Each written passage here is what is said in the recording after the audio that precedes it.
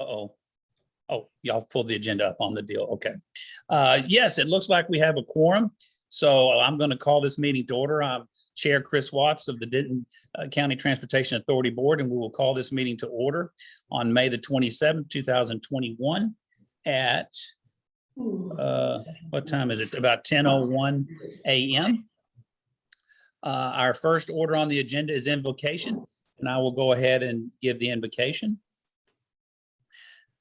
Dear Lord, thank you so much for this day and your grace and your love and just the power that you give us to help others in need. I ask that you help us to recognize those needs and to always be available to do your work. In your son's name we pray. Amen. Amen.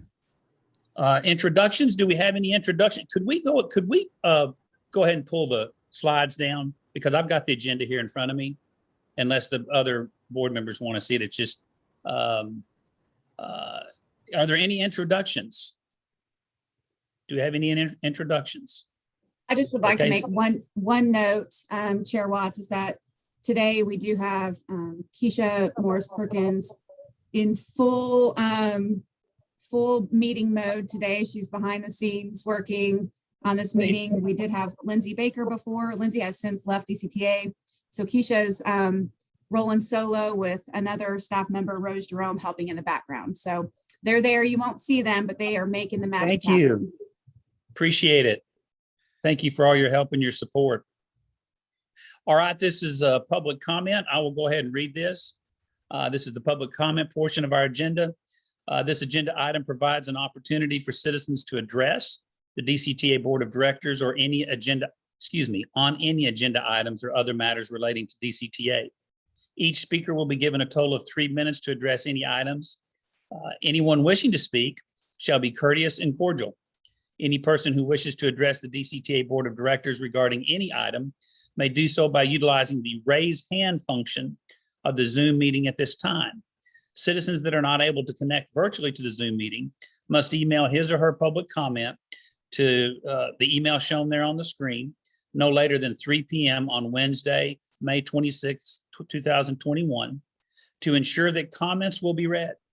The Board of Directors is not permitted to take action on any subject raised by a speaker during public comments. However, the DCTA Board of Directors may have the item placed on a future agenda for action, refer the item to the DCTA administration, DCTA administration for further study or action, briefly stating existing DCTA policy, or provide a brief statement of factual information in response to the inquiry.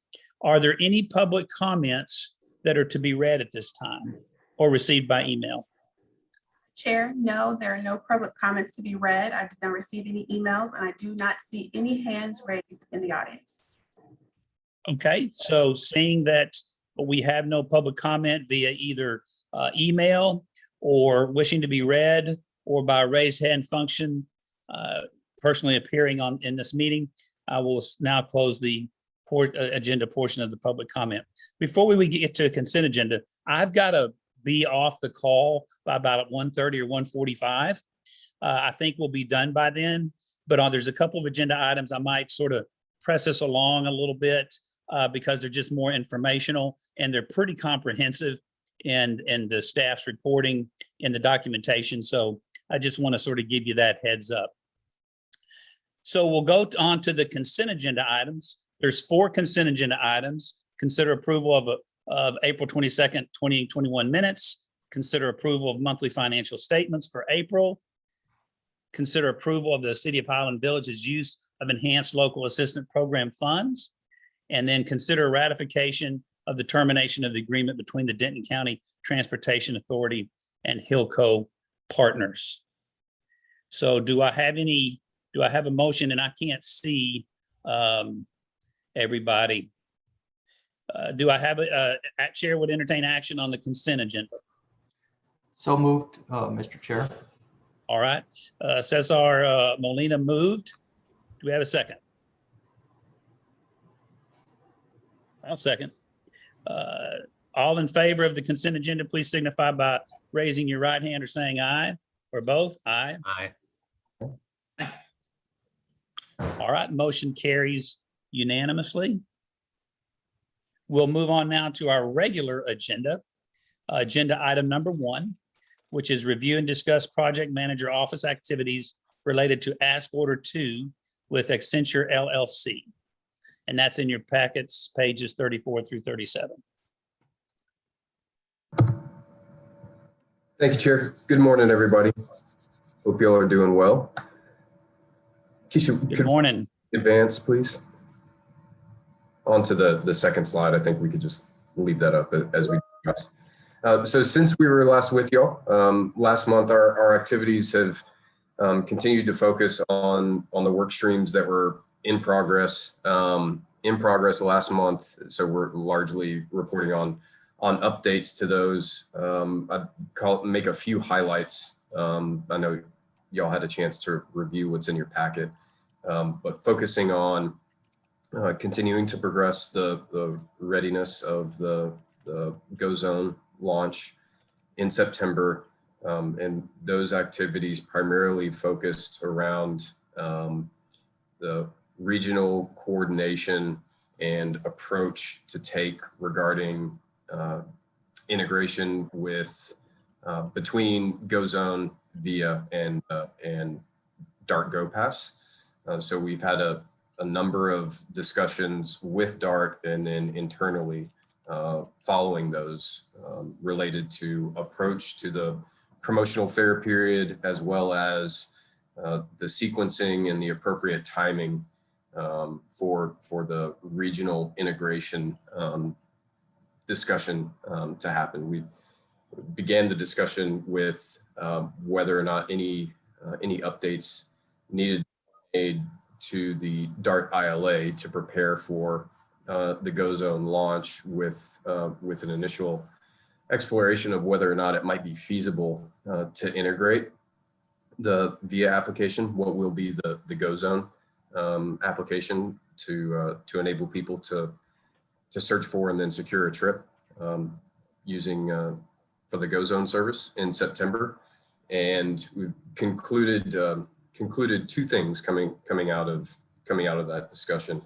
The first is that the initial notion of a credit that would be, and certain numbers of credits that would be available to users of the Go Zone service was creating operational as well as technical complexity for both the operational launch of the service and might potentially limit expression of demand or adoption of the service when it's made available in September.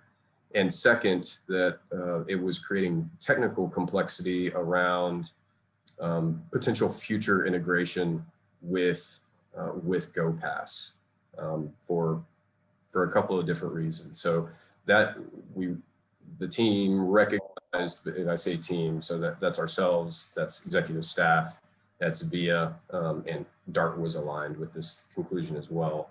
Had a joint discussion around the risk that including a limited number of credits that DCTA riders would be able to utilize introduced, and whether not limiting the rides during the promotional fair period would introduce risk associated with people potentially dominating individual vehicles, converting them from vehicles that are available to the public to private cars, as it were, as well as a couple of other different categories. And the team concluded that a preferred approach of providing unlimited rides during the promotional fair period would allow DCTA to better understand the potential demand for the service, to have the service better adopted within the service areas, and that the risk of overutilization of vehicles by some subset of individuals could be managed and was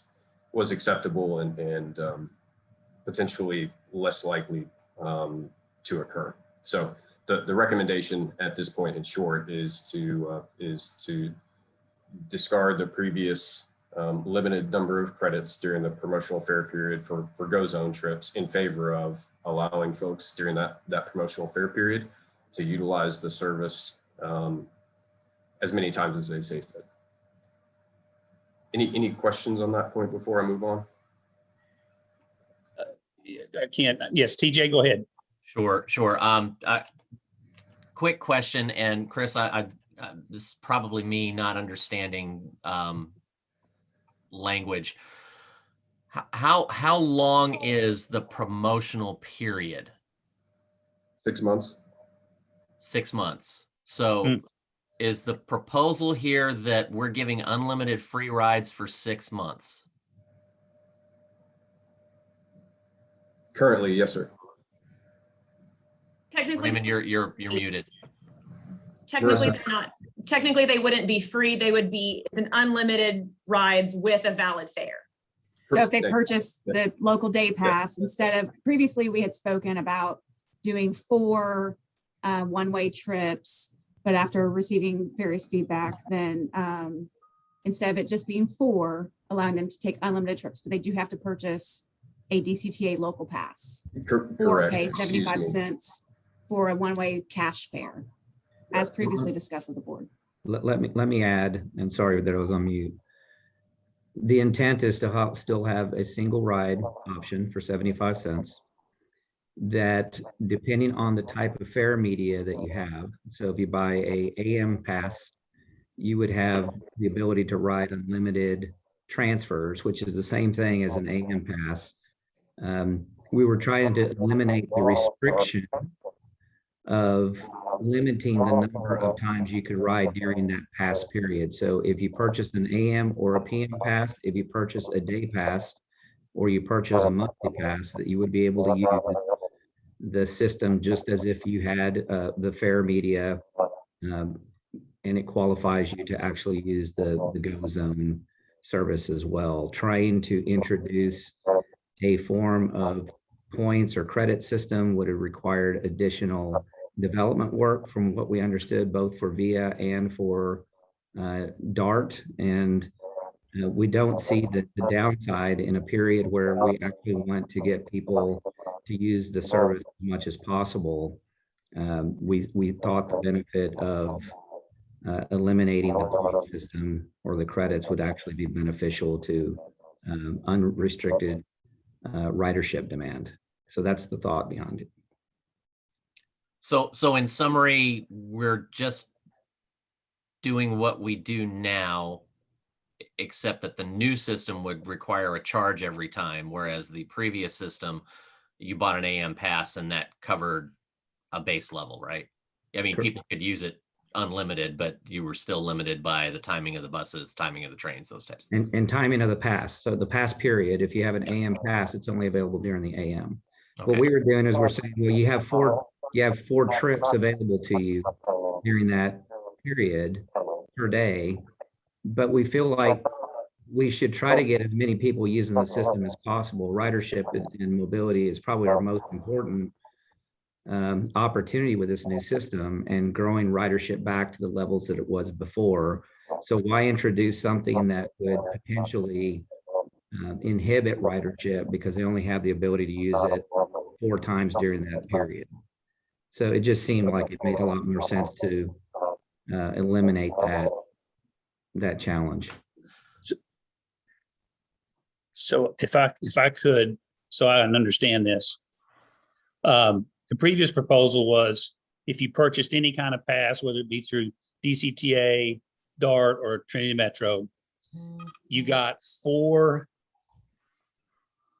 credit for 4 rides on the DCTA Go system included in that purchase. In essence, is that, Right. am I correct so far? Okay. Yes. We've scrapped that.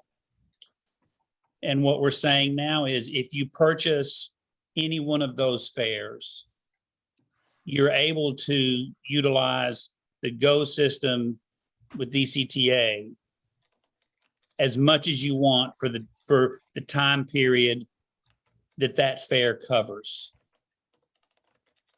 Is that correct? Yes. And then we're saying that that proposal or that paradigm, the recommendation from staff is that we keep that for 6 months. So does that in any way impact the contract proposal that VIA has sent? I mean, in other words, if all of a sudden you got a lot of people riding that weren't, which is our goal, is to introduce this system. What are the risks of that exceeding the contract price? And if so, and you know, we can discuss this later, but so yeah, let me retract that question, because that's going to get us in the weeds. What y'all are asking for right now is, are we okay with the recommendation of 6 months with unlimited ridership during the time period of the fare purchased for the DCTA Go system? Is that basically the question on the table? Well, I believe the formal recommendations will be provided to the board following the. So this is discussion only? It's a discussion, Chair. Yes, Yep. sir. Okay. And Yep. All right. advisory, right? Okay. Yes, sir. All right. So Go ahead. Somebody's thought I heard somebody. yeah, just a follow on, because I think I get wrapped around the axle. You guys use the word promotional in a different way from the way I've always used the word promotional. Is that right? We had that conversation maybe a couple meetings ago. The promotional actually means something in transit. Right. Yes, we're allowed to provide a promotional fare under FTA for up to 6 months. If we continue to leave it or don't address it and change the fares after 6 months, it becomes kind of a permanent pricing. So we believe, and it does take some time when you're changing something of significance, either adding or removing routes, for ridership to really take off. So we're thinking the 6 month window makes sense. VIA has also suggested that they don't believe moving in this direction will impact their capacity in the first 6 months. So I think we're in pretty good New shape. collection of data has been detected. Oh, okay, good. Yeah, I just had some heartburn over 6 months. I mean, maybe you guys can walk me past that. 3 months, but 6 months becomes permanent in people's heads. But I think the thinking there, TJ, is that you're going to go through a fair bit of promotion and marketing and awareness building within the member city service areas, regarding the availability of the service, people trying the service for the first time, getting more familiar with it. So the point, one of the goals of the promotional fare period is for staff to have a better understanding of what something that approaches more stabilized demand would look like for the service, to present to the board a better informed recommendation regarding what the fare should be for that service. Gotcha. So in your opinion, that 6 months is really the time frame necessary to gather relevant data? I think so. Yes, sir. Okay. It's a brand new service. You're going to have to, you think about, it gives you a chance to see what stabilized demand will look like. Okay. And I'd be concerned that limiting it to 3 to 4 months, you'd still be in the awareness building and trying to drive adoption of the service. So I think as long as every bit of messaging in that period has an asterisk and reminds people that this is limited, the fares will be adjusted on whatever date, that would help me with the agenda that I have on that. Yes, Cesar, go ahead. Yeah, I think to Mayor Gilmore's point, I think we're thrown off a little bit by the nomenclature. I used to think I'm familiar with doing this on a staff level, and we used to call these pilot efforts, and implying that it's an interim thing, not a permanent thing.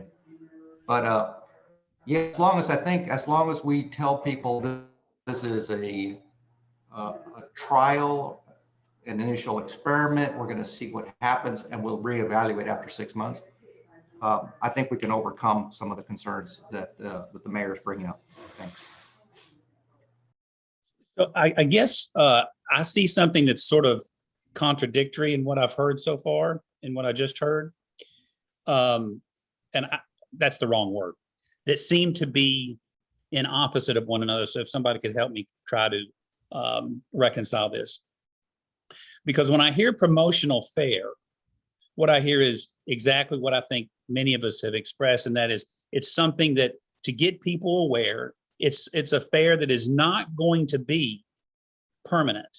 It's saying we're going to give this promotional asset so that you will try the service so that you can determine whether it's something that fits your needs, and we want to expose you to it so that you will be more able and more desirous to use it. What I just heard was that we're using this promotional fare to gather data to try to determine demand.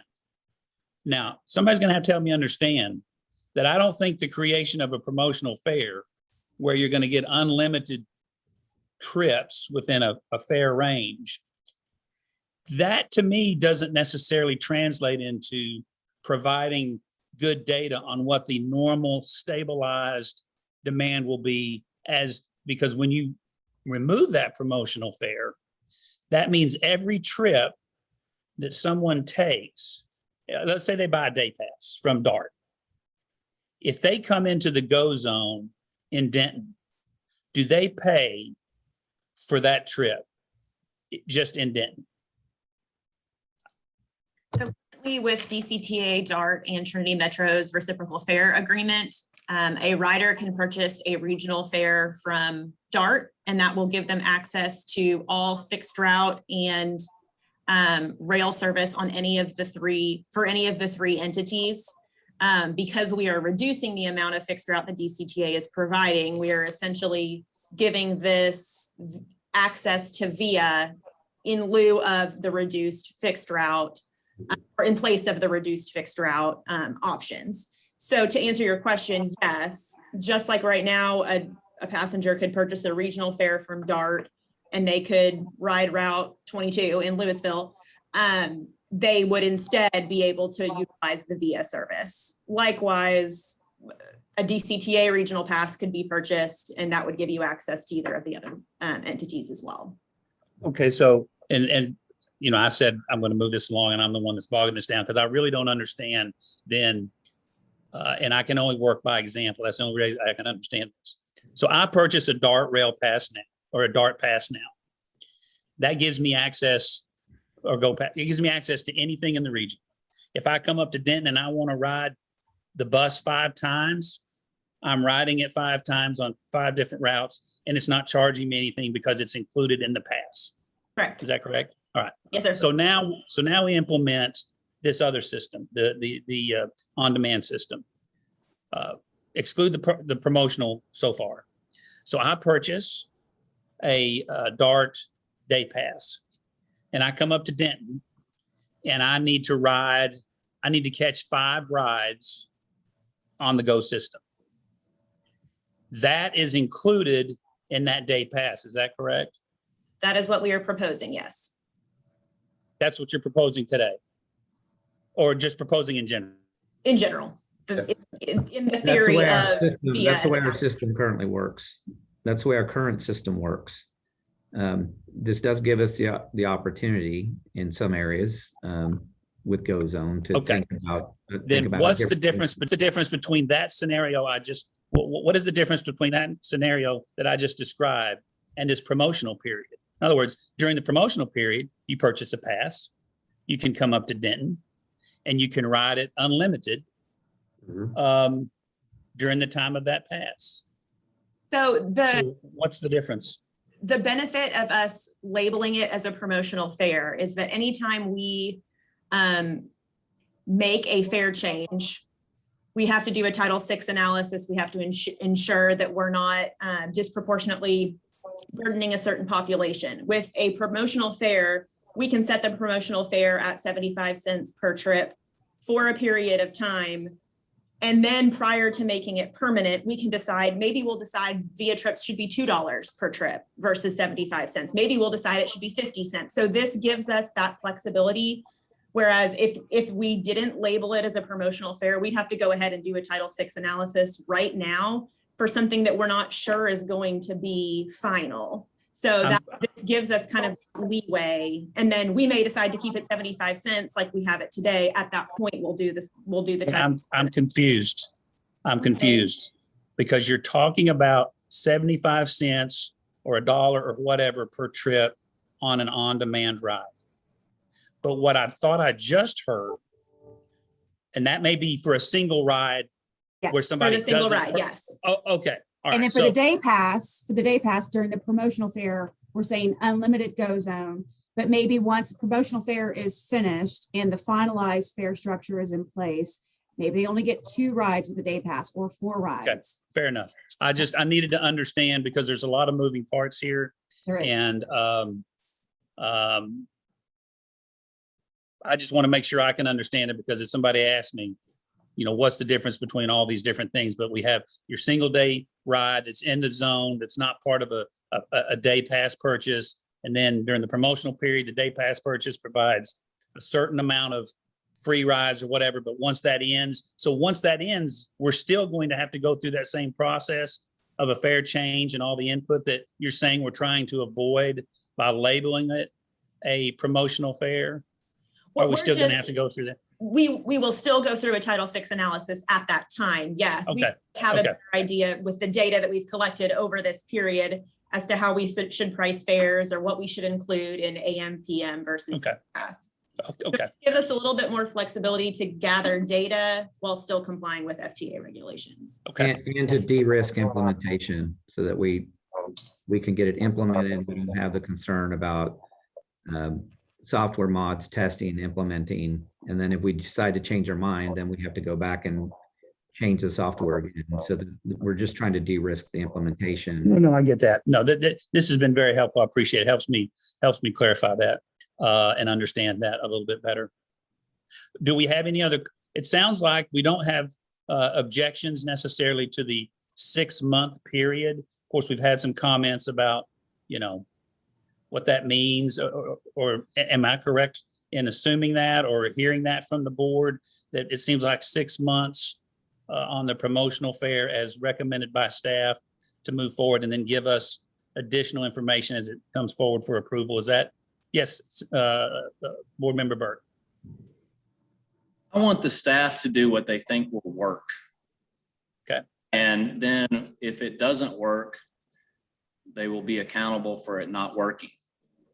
I appreciate your questions and TJ, your questions and comments and concerns, but they're in the weeds, and I want them to do what they think will work.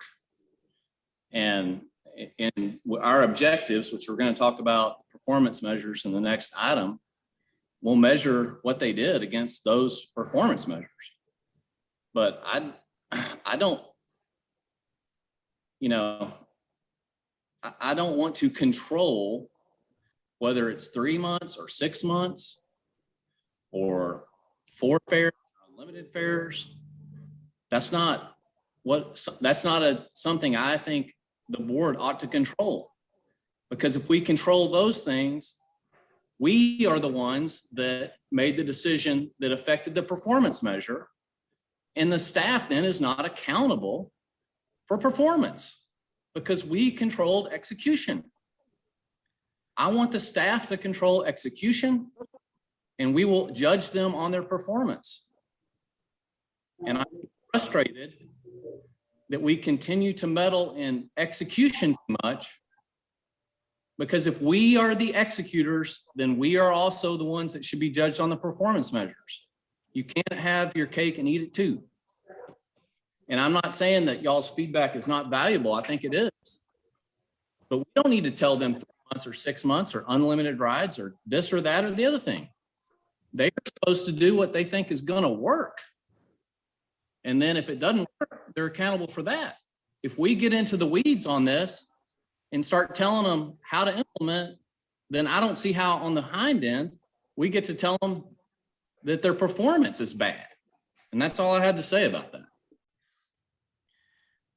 Well, I appreciate that. I have to say that I'm not sure exactly how you interpreted some of these questions, but I do not interpret them as the board being in the weeds. I interpret them as us trying to find out some additional information for us to be able to make an informed decision. Because if we took your argument to the furthest degree, you don't even need a board.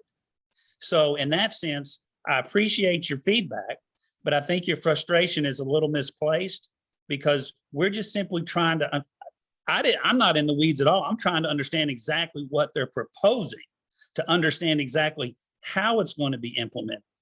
So I just disagree with your characterization, quite frankly. And let me give that's you an all I have to say example. about that. And I may be wrong, but let me give you an example. DJ said, I'm not comfortable. You're going to have to make me comfortable with 6 months. That implies to me that the decision about the length of the promotional period is something that we're going to decide. So that is an example of a comment that I think delves too far into execution. And maybe he didn't mean that in the way that I understood it, that he was just saying, I want to understand why you're recommending that. And that's a fair thing to ask.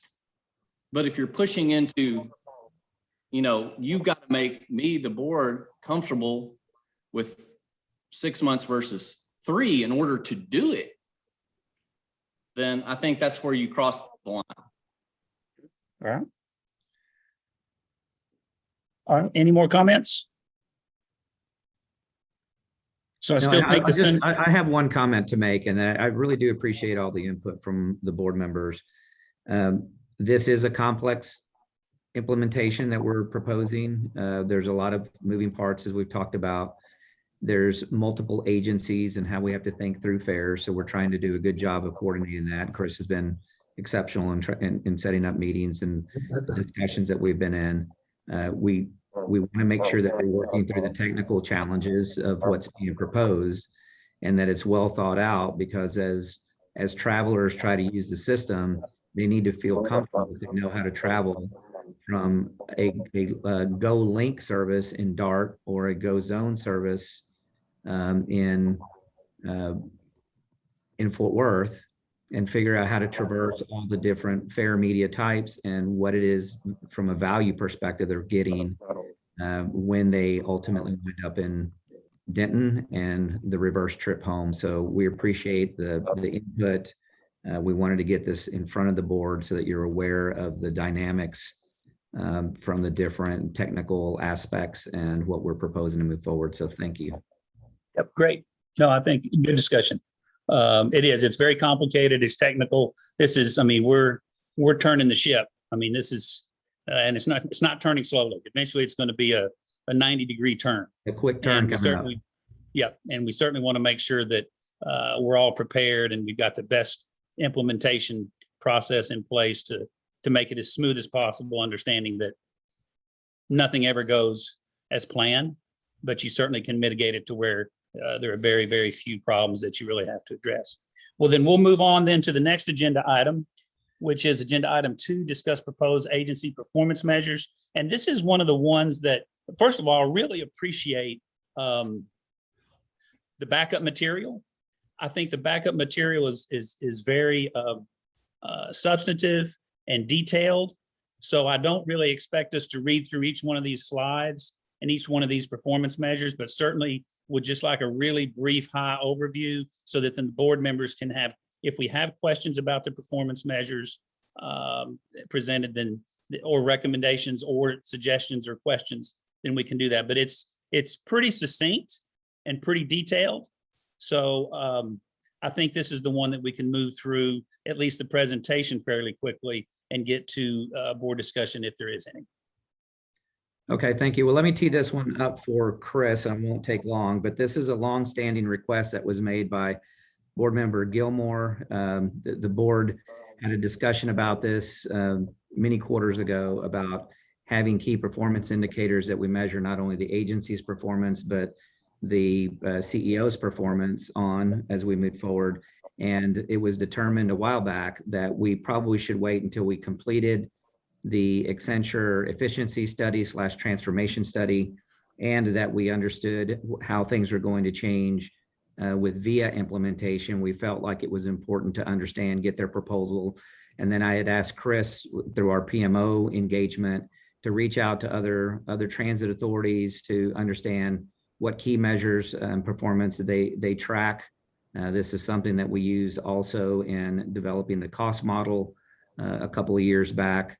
And with that, I'm just going to turn it over to Chris and let him walk us through quickly. If we could, before that, was this part of the contract that we have with the extension? In other words, was this one of the part of the scope of the work? Yes, sir. Okay, good. All right, thanks. Yes, sir. So thank you, Raymond. Chair Watts, I'll just summarize what we're attempting to do in presenting the information. Then I think we could just work through any questions or comments and feedback items on specific Sure. items that are included in the backup. So what we are seeking to accomplish with this recommendation is to present to the board a set of measures that could be adopted as is, that might need to be refined, but can serve as the strategic instrumentation or the flight panel that the board could use to understand how well agency performance is achieving or trending towards the levels that the board expects, number one. Number two, by establishing what those strategic performance measures are going to be, that can simplify and make consistent the reporting that staff is asked to perform on an ongoing basis. And ideally would achieve some efficiency there. Number three, once established, it would enable the board to use, I've used some of these, one way to view the strategic performance measures are as outcome areas. So the board would be, I believe, more equipped to give specific guidance to staff, say around improving performance in one area by a certain increment. For example, you could say, direct to staff, we would like to improve on-time performance by 10%. What would be required to improve on-time performance by 10%? And you could go in by fixed route, by go zone, by rail, for example. It's a very specific task that is highly relevant to agency performance and ridership, and the consistency of the same. Staff could cost that out, understand what categories, what activities would be required to deliver on that performance report back to the board. The board would have a crisp understanding of what would be required to do that. So that's the grounding of the intent.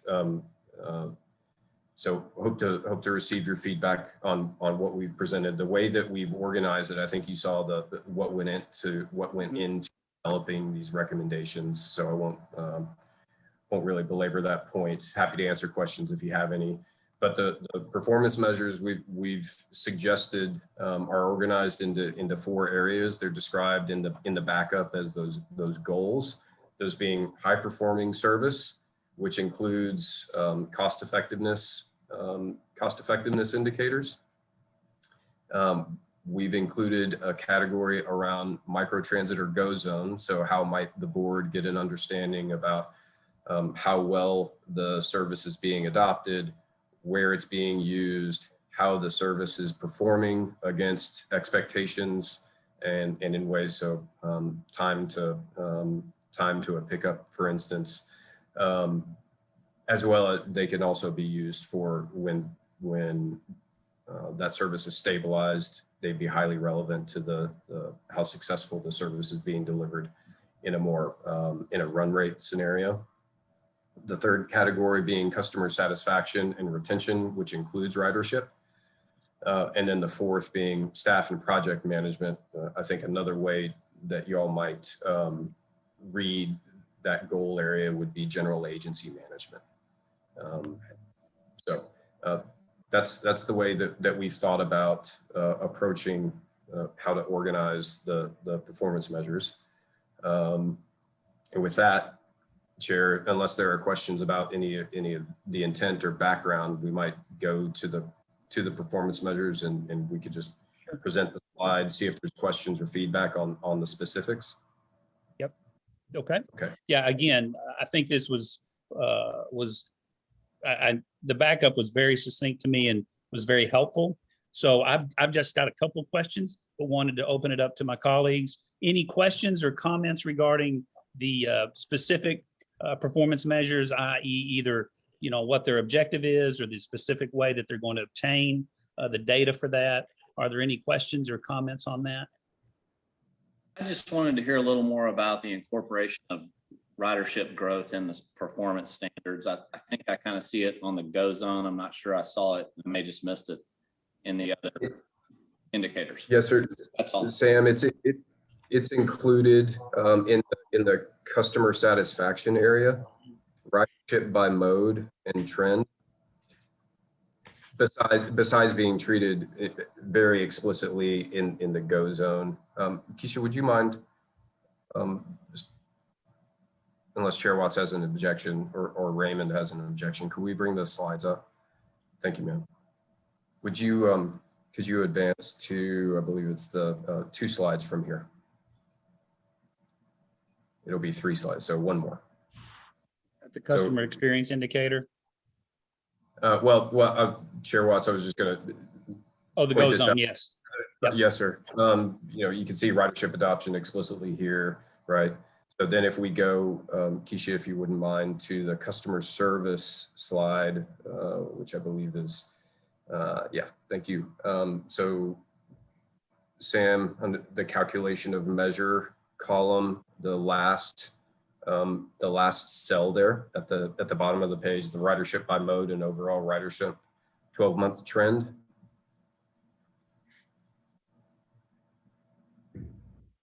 Thank you. I saw it in the first category. I did miss it at the bottom there.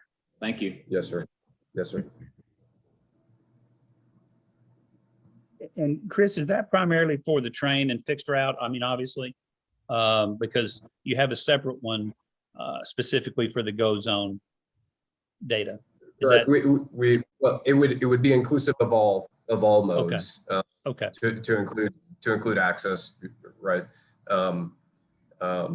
We treated that, the Go Zone kind of held that off as its own, right, as a category, and it's the launch of the new service, but it's all inclusive. Yes, sir. All right, great.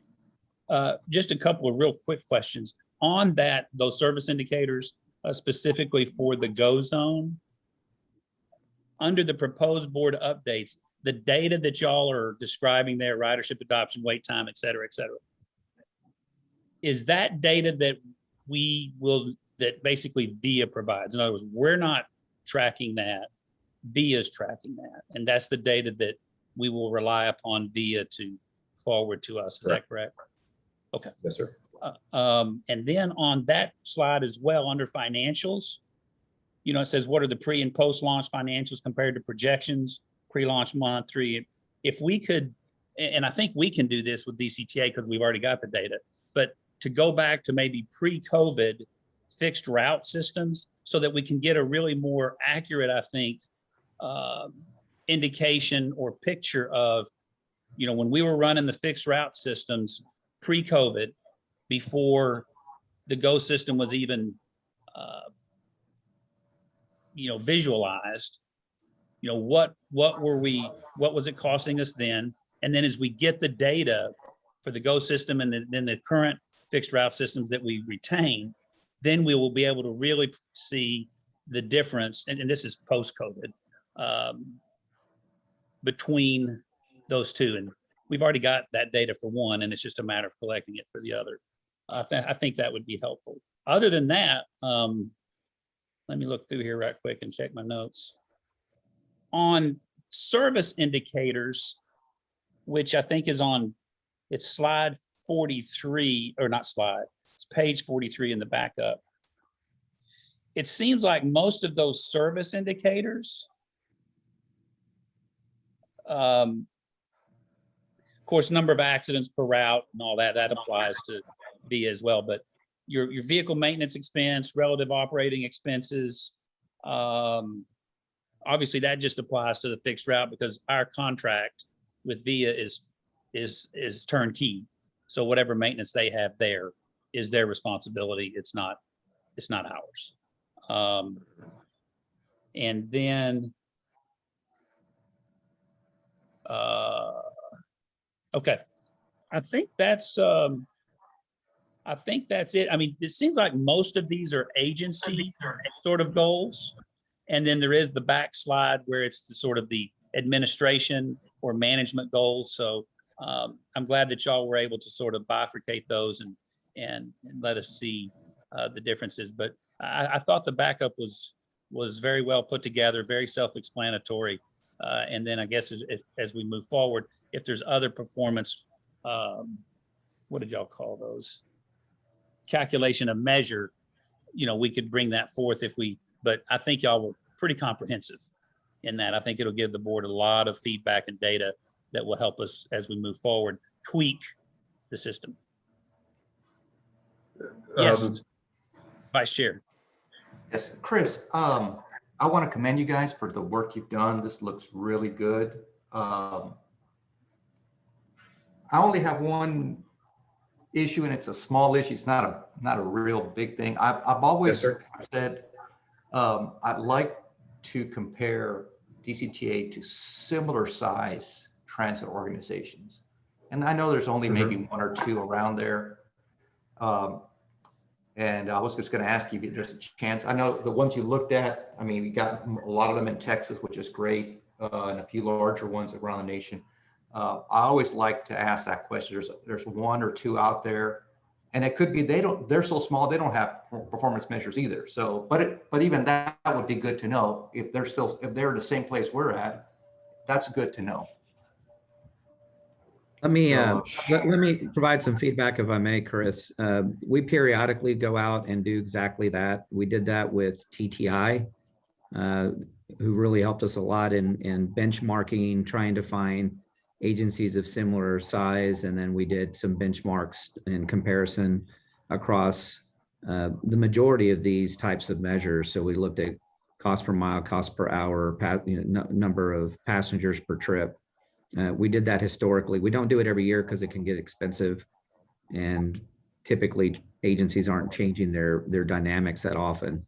But it's something that we can certainly do as part of a performance gathering process and making sure that we're looking at our performance in comparison to other entities. So thank you for that input. And I'm not so much asking that you go out and do all that effort. If you could identify one or two, that would be just something beneficial, just to see how we compare with somebody else, and to say, well, this transit authority is about the same as us. And it's just you can, I could look on their website, kind of see how they're doing, that type of thing. Cesar, if you don't mind a clarifying question from me. I believe I understood your question the first time as what performance measures similarly sized transit agencies are using to understand how they're performing. Okay, I thought you were going to, would it be possible to benchmark agency DCTA performance by picking a similarly sized and gathering those performance measures and seeing how they compared. So understanding that, I believe what you were looking for is what performance measures similarly sized agencies use to evaluate their performance, right? Right. Okay. We can do that. Yeah. And I'm not asking you to change this. I just kind of want to know kind of what a similar size agency is doing. Yeah, that's all. Sure. Yes, sir. Can do.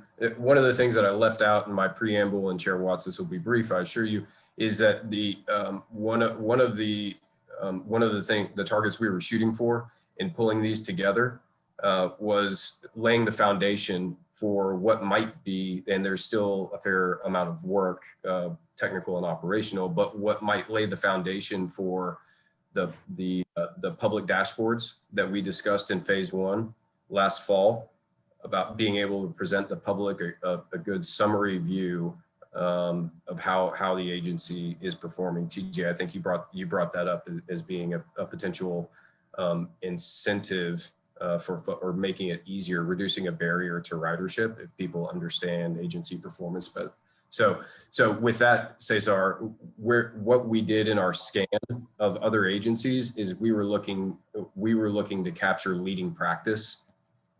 It was less an inventory. It included an inventory of what performance measures are those agencies gathering, but we were really looking to capture who's doing a really good job at this, right? And by way of informing what recommendations we would make to the board to adopt as its set of strategic diagnostic information, if that makes sense. But we can absolutely go pull down some examples of similarly sized and bring that back to you. And I don't think there's any objection. Yeah, thank you. Just one or two, that's fine. Thanks. Board Member Burke. Yeah, I really appreciate this. I think it's great. I may have missed it again, but I'd like to see some key performance indicators developed for our development of our regional partnerships and regional objectives. That would be the only thing that I would add. In the format and the way that you've done this, to me, is excellent. So in this format, in this way, that's just the other key. That's my expectations are that we're going to improve our regional relationships, integrate the system more regionally over time. And if that's consistent with what the board wants, I'd like to see some key performance indicators developed for those objectives also. Okay, good point. All right, any other questions or comments on this? Yes, Mayor Gilmore. Just briefly, love the way it's laid out. I agree, and I think the regional metrics were definitely one of those that can fall underneath the management component. I love that you broke out agency versus executive staff. I think that's important.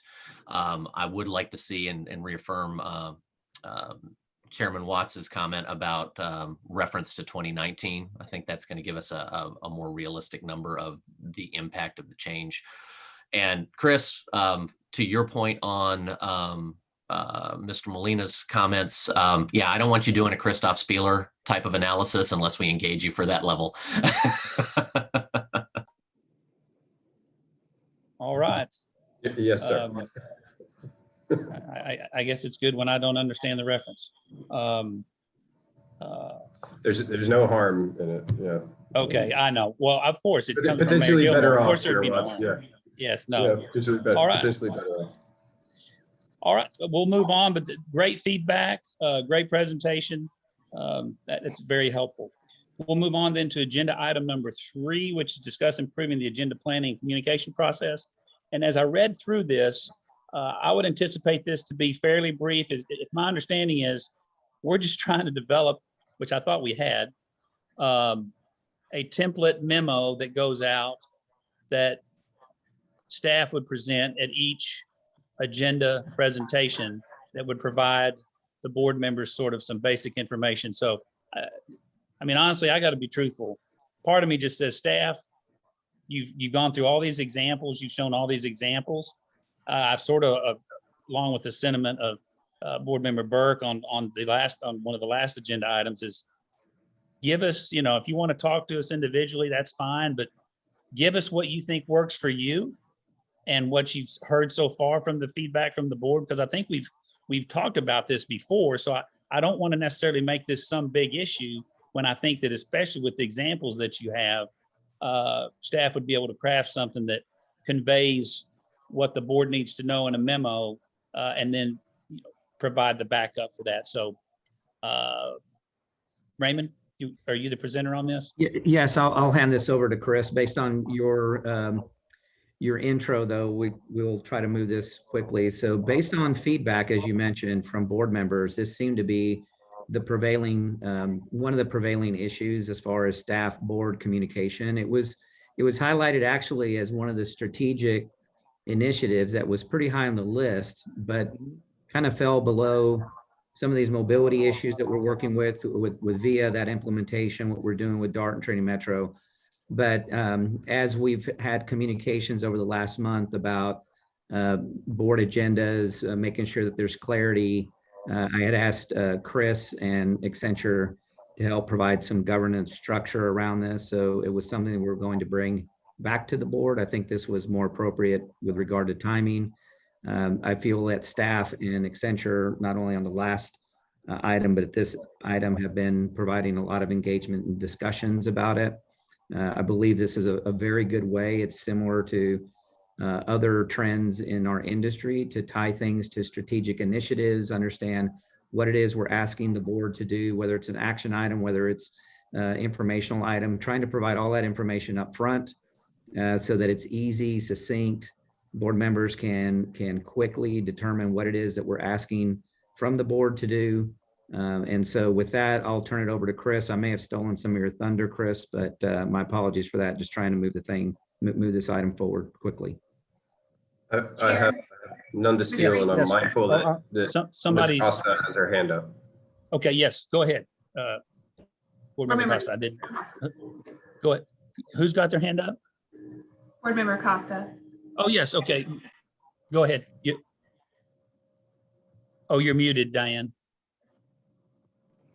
I'm sorry, that was for the previous agenda item. Okay, so we missed you on the previous agenda item? Yeah, that's okay. No big deal. Okay, well, I'm good. I'm good where we are right now, Chair. okay.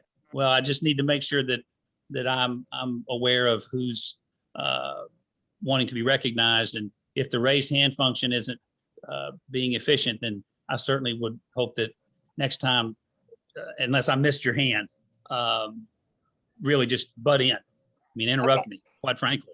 I mean, we want to make sure that we hear, your comments and what you have to say. So I apologize. Not at I all. apologize. Not Yep, at all. okay. Thank you. You bet. Okay. Go ahead, Chris. I'm sorry. Yes, sir. So the recommendation that we made back when we presented to the board our set of recommendations visualized on that roadmap, how the different initiatives were recommended to be sequenced. We had this item that we presented more data on to you in the backup material around this board staff transformation operating model. So I view the item that we just discussed, the strategic performance measures, and this agenda planning and communications process as being both fitting within that initiative.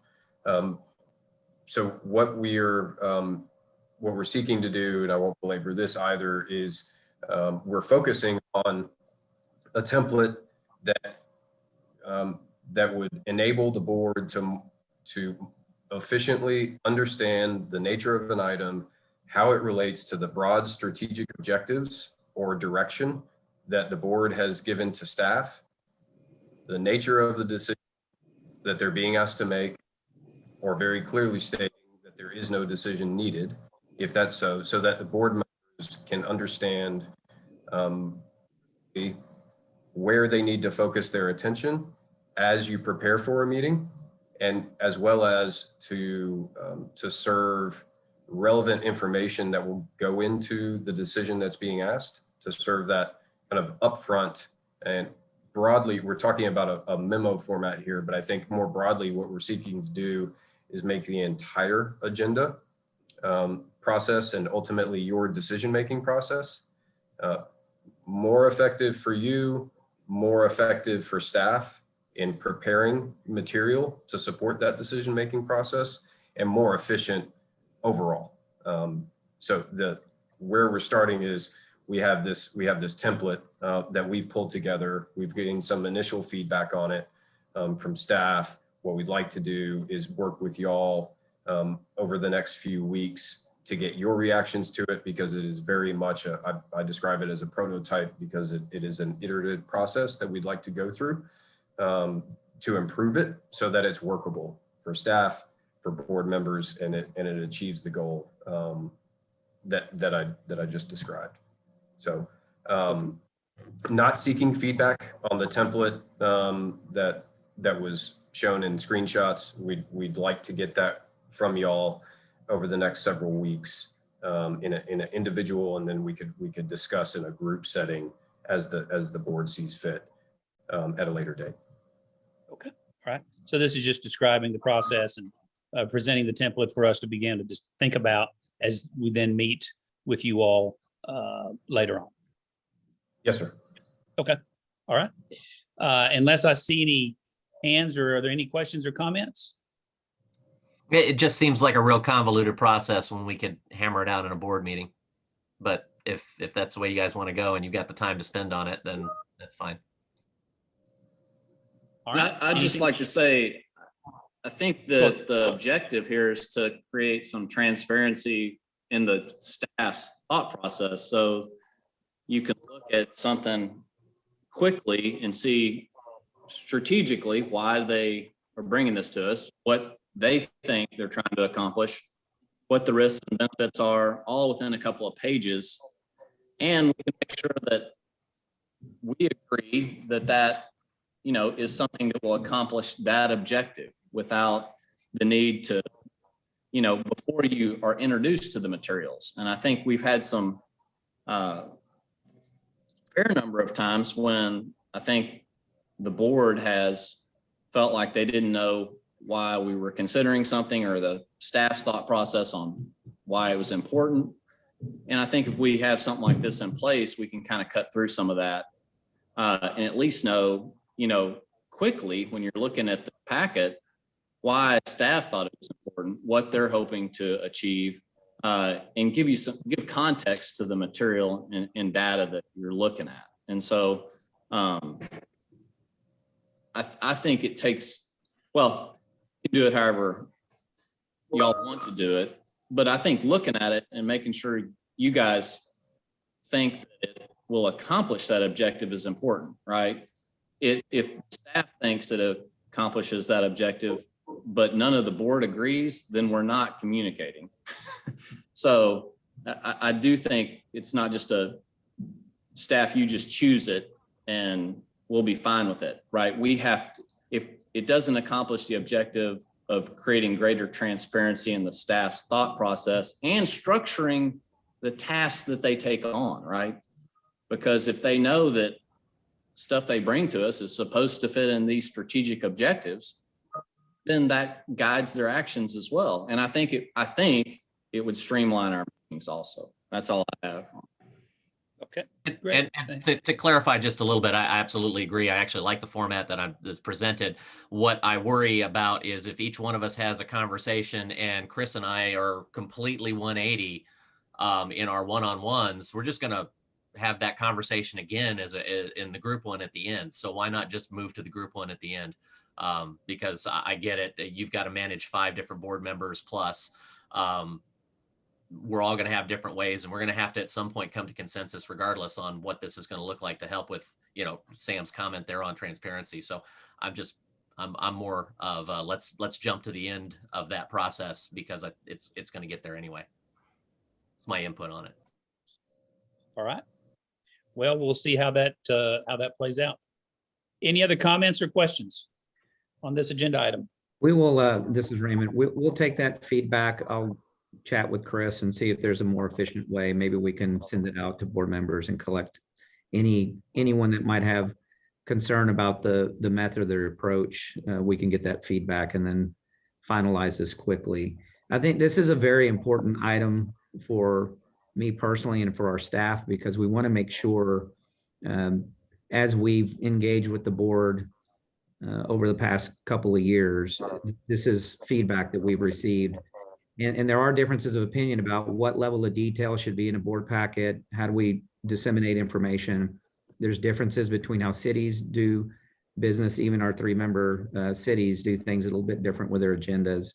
as well as transit. And so we're trying to make sure that, and yes, we have visited this item before, but it continues to be an item where we're getting feedback from individual board members. So I think it's important. I like the new template. I would advise that we move in that direction. Mr. Newport wanted to make sure that we were inclusive in our data gathering from board members, but we'll take this offline and see if we can come up with a more efficient way to get to an end quickly. Thank you. Yeah, okay. Any other comments or questions? All right, we'll move on then to agenda item number 4. We've got our report in our packet.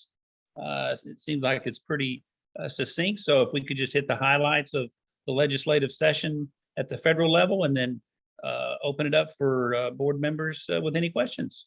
Chris, good to see you. Tell Ralph I said hello. Mayor. I will. Yeah, and I do want to introduce Chris. Chris Giglio is with Capital Edge, and Capital Edge has been our federal legislative consultant since about 2012.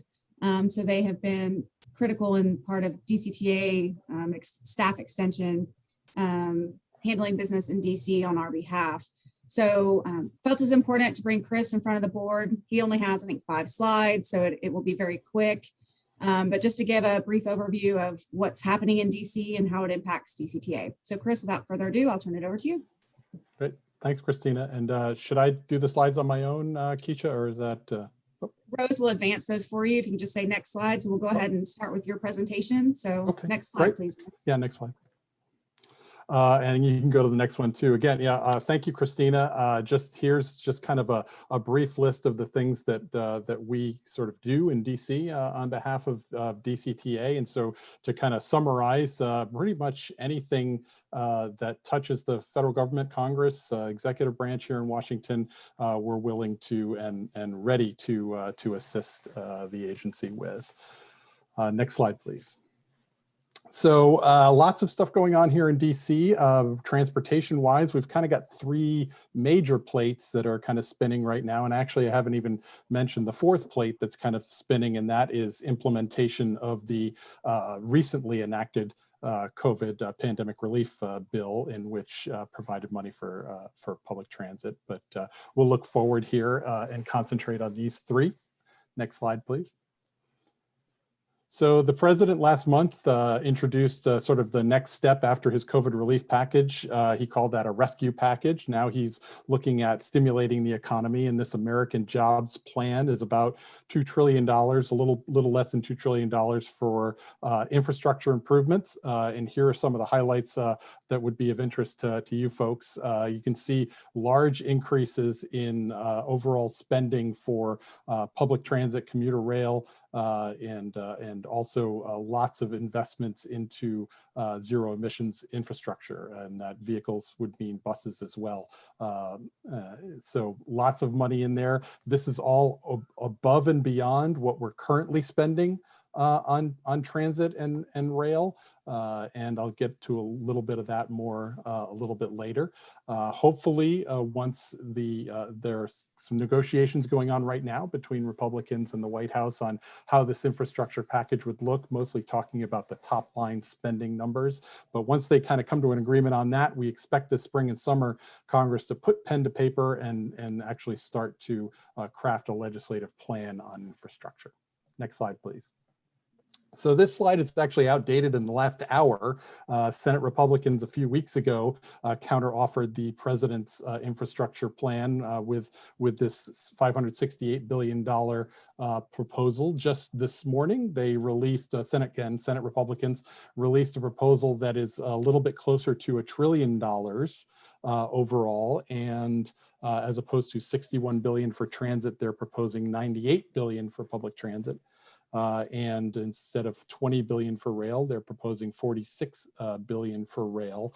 The big difference between the president's plan and this Senate Republican counteroffer is that the president's plan, infrastructure plan, includes spending that's, again, like I said, above and beyond what's currently being spent on these transportation programs. The Senate Republican plan, it does include current programmatic spending, the FAST Act, which is the law that governs federal surface transportation programs. So if you're comparing that $1 trillion almost plan that the Republicans have offered, there's only about $250 billion of that in quote unquote new spending. The rest would be spending that we're already doing. So again, with regard to infrastructure, the president kind of set an internal deadline of Memorial Day weekend to come to an agreement with Republicans, but some Senate Democrats are now encouraging him to continue these talks, see if they can get closer together on things. And so we're going to go past that Memorial Day deadline. One of the big differences between these two plans is how to pay for it. The president has proposed increasing taxes on corporations and the very wealthy to offset this spending, whereas the Republicans haven't really offered specific pay-fors, but what they mention is sort of clawing back unobligated pandemic relief funds, which again, in our case, could be problematic in that, you know, we have received funds in the last few pandemic relief bills. So again, that's probably going to be the biggest problem in these negotiations is how they get paid for. The Republicans have put that 2017 tax bill as sort of off limits, don't touch it, no increases, whereas the president feels pretty strongly that he would like to pay for it with that. Next slide, please. The FAST Act reauthorization. I won't bore you with the acronym of what the FAST Act stands for, but it's basically the bill that authorizes federal highway transit safety rail programs. Congress renews this about every 5 or 6 years, and it actually technically expired at the end of September 2020. Congress couldn't come to an agreement on a long-term reauthorization, so they extended it for a year. So now we've got September 2021 deadline for reauthorization. Like I mentioned earlier, the president would like to, you know, take care of this separately from infrastructure. In addition to authorizing funding, it includes a lot of policy provisions in there that especially as DCTA starts moving to mobility as a service, we need to watch how that policy unfolds here. It certainly has to be addressed in this bill. Also, some other things that we're looking at are with regard to liability insurance for rail. That's something that needs to be fixed. So that'll be part of these discussions. We expect these discussions to kind of stretch into the fall. Just like the infrastructure package, paying for this bill is going to be difficult.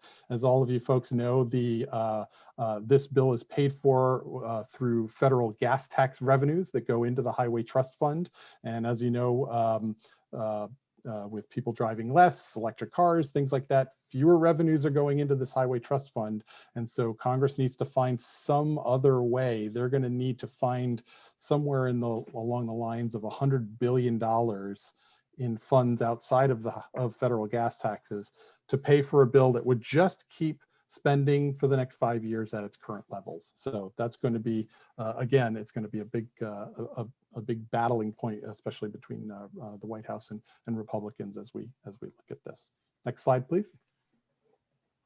And then finally, we've got the FY 2022. I'm sorry, I put 2020 there, but it means it's supposed to be FY 2022, which begins on October 1 of 2021. And going back to infrastructure, if the president decides that he is going to kind of quote unquote go it alone on infrastructure and not negotiate with Republicans on this, try to pass it through Congress using some parliamentary procedures that prevent filibusters in the Senate, blockades by Republicans, there's a good chance that he will do that. He has one more opportunity to do that this year. He did it with the COVID relief bill. He can do it with this infrastructure bill, and signs point to him doing that. That will anger Republicans, and he will need Republicans to pass this FAST Act reauthorization in the fall, also to pass an FY22 budget in the fall. So we could see some delays in enactment of both those two things. There is a connection to the budget to reauthorization. Unlike many agencies, for instance, HUD, Congress gives it its budget every year. Congress cannot fund cannot fund DOT programs using that highway trust fund without an authorization. And so we need that FAST Act reauthorization in order to provide some room to increase annual spending on formula programs, competitive programs at DOT that we participate in. I think that might be it. Next slide. Did I have anything else? Or, yep, that was it. Happy to answer any questions you might have about that or anything else that you have questions about with regard to Washington, D.C. Any questions?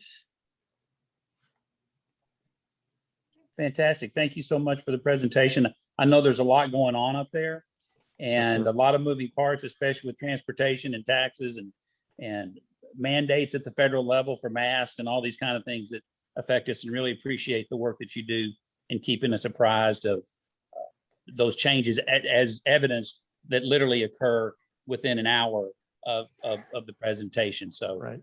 Thank you so much for that. And you guys do an excellent job. And again, tell Ralph I said hello. Sort of miss seeing them, but Yes, you know, that's just the way it rolls. Life moves forward.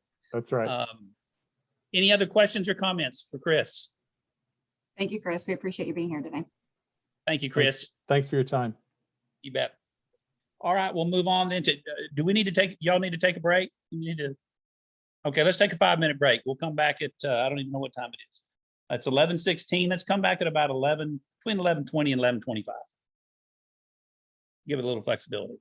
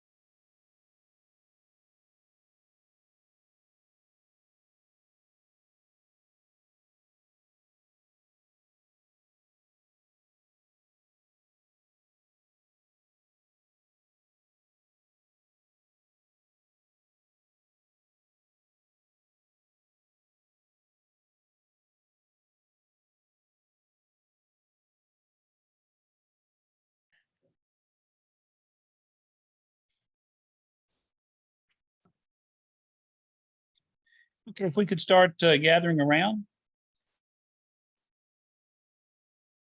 If you could rejoin me for the meeting, that'd be great.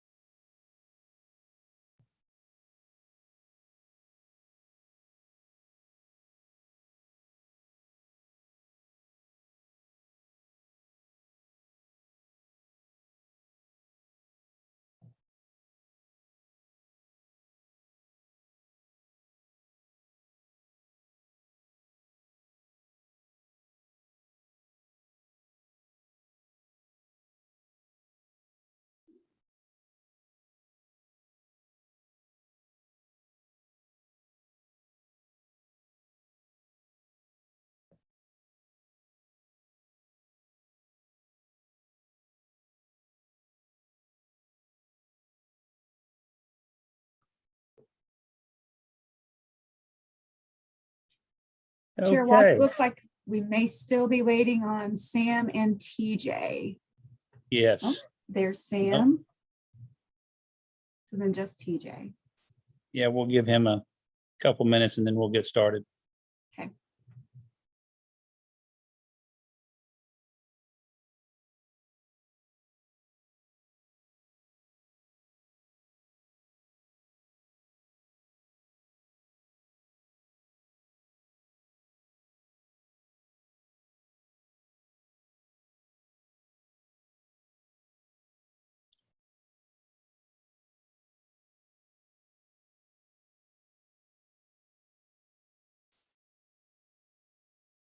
Okay, we're going to go ahead and get started.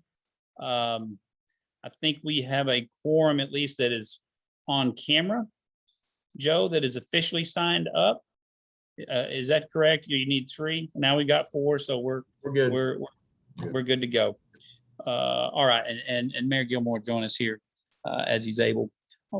Our next agenda item is number 5, which is discuss potential interlocal agreement, excuse me, with Dallas Area Rapid Transit for joint rail operations and maintenance facility and regional partnership opportunities.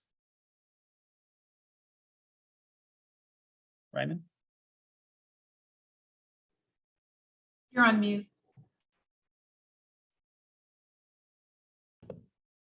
You think we would have learned by now how to take ourselves off of mute. Thank you, Board Chair. I'll make this brief. We've provided reports over the last 5 months on this item. I will say that we continue to make very good progress. I was on calls with the interim CEO of DART over the weekend.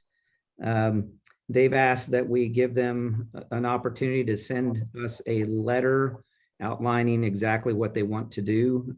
They've been looking at their Silver Line project, trying to identify cost-saving measures. They're reevaluating their project timeline. They're still staying consistent with their desire to have a temporary facility so that they can commission their vehicles. We've had some conversations about the expansion of our facility. to allow DART to occupy the facility long-term. That expansion would require still the total use of our facility once the 20,000 square foot expansion happens, if we desire to continue to move forward. There's discussions about what level of technical upgrades are required in a phased approach between Trinity Mills down to Carrollton. I have conveyed to them that our board desires to consider a station in Carrollton, what it would take in order for us to have access along the right of way from Trinity Mills to Carrollton. We've talked about their land, our land. We've looked at different leasing options. We're also conveyed to them that it's important that we address not only the access and impact fees that the board approved through the last version of the ILA, but also to take and consider the long-term access easement agreement.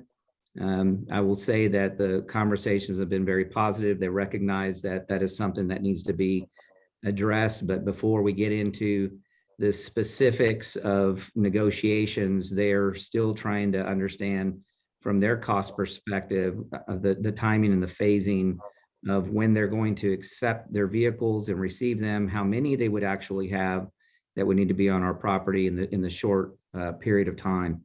I have talked to Brandy Bird about wanting to set up a series of roundtables with our stakeholder communities. Now that I have a better handle and a spreadsheet of what I think the salient points are for negotiations, what we think the costs are, both short-term and long-term. I really expect to get feedback from our stakeholders, communities before I start negotiating on behalf of the agency any details in the contract moving forward. The timeline that DART has laid out is they would like to get us the letter by next week, and then negotiate whatever's required in order to facilitate their access for commissioning and testing. They're really more concerned about the expansion of the facility because they're fully committed to DCTA to build a joint operating facility. They're still just trying to figure out from their perspective how, from a budget and from an engineering perspective, what it is that they need to allocate in each phase before we sit down and start negotiating terms. So they'd like to do that in June. They would expect that we would continue to move forward with discussions in June and July on details of the ILA. They would hope that we would start presenting that information in August and September for both boards for consideration and adoption of an interlocal agreement moving forward.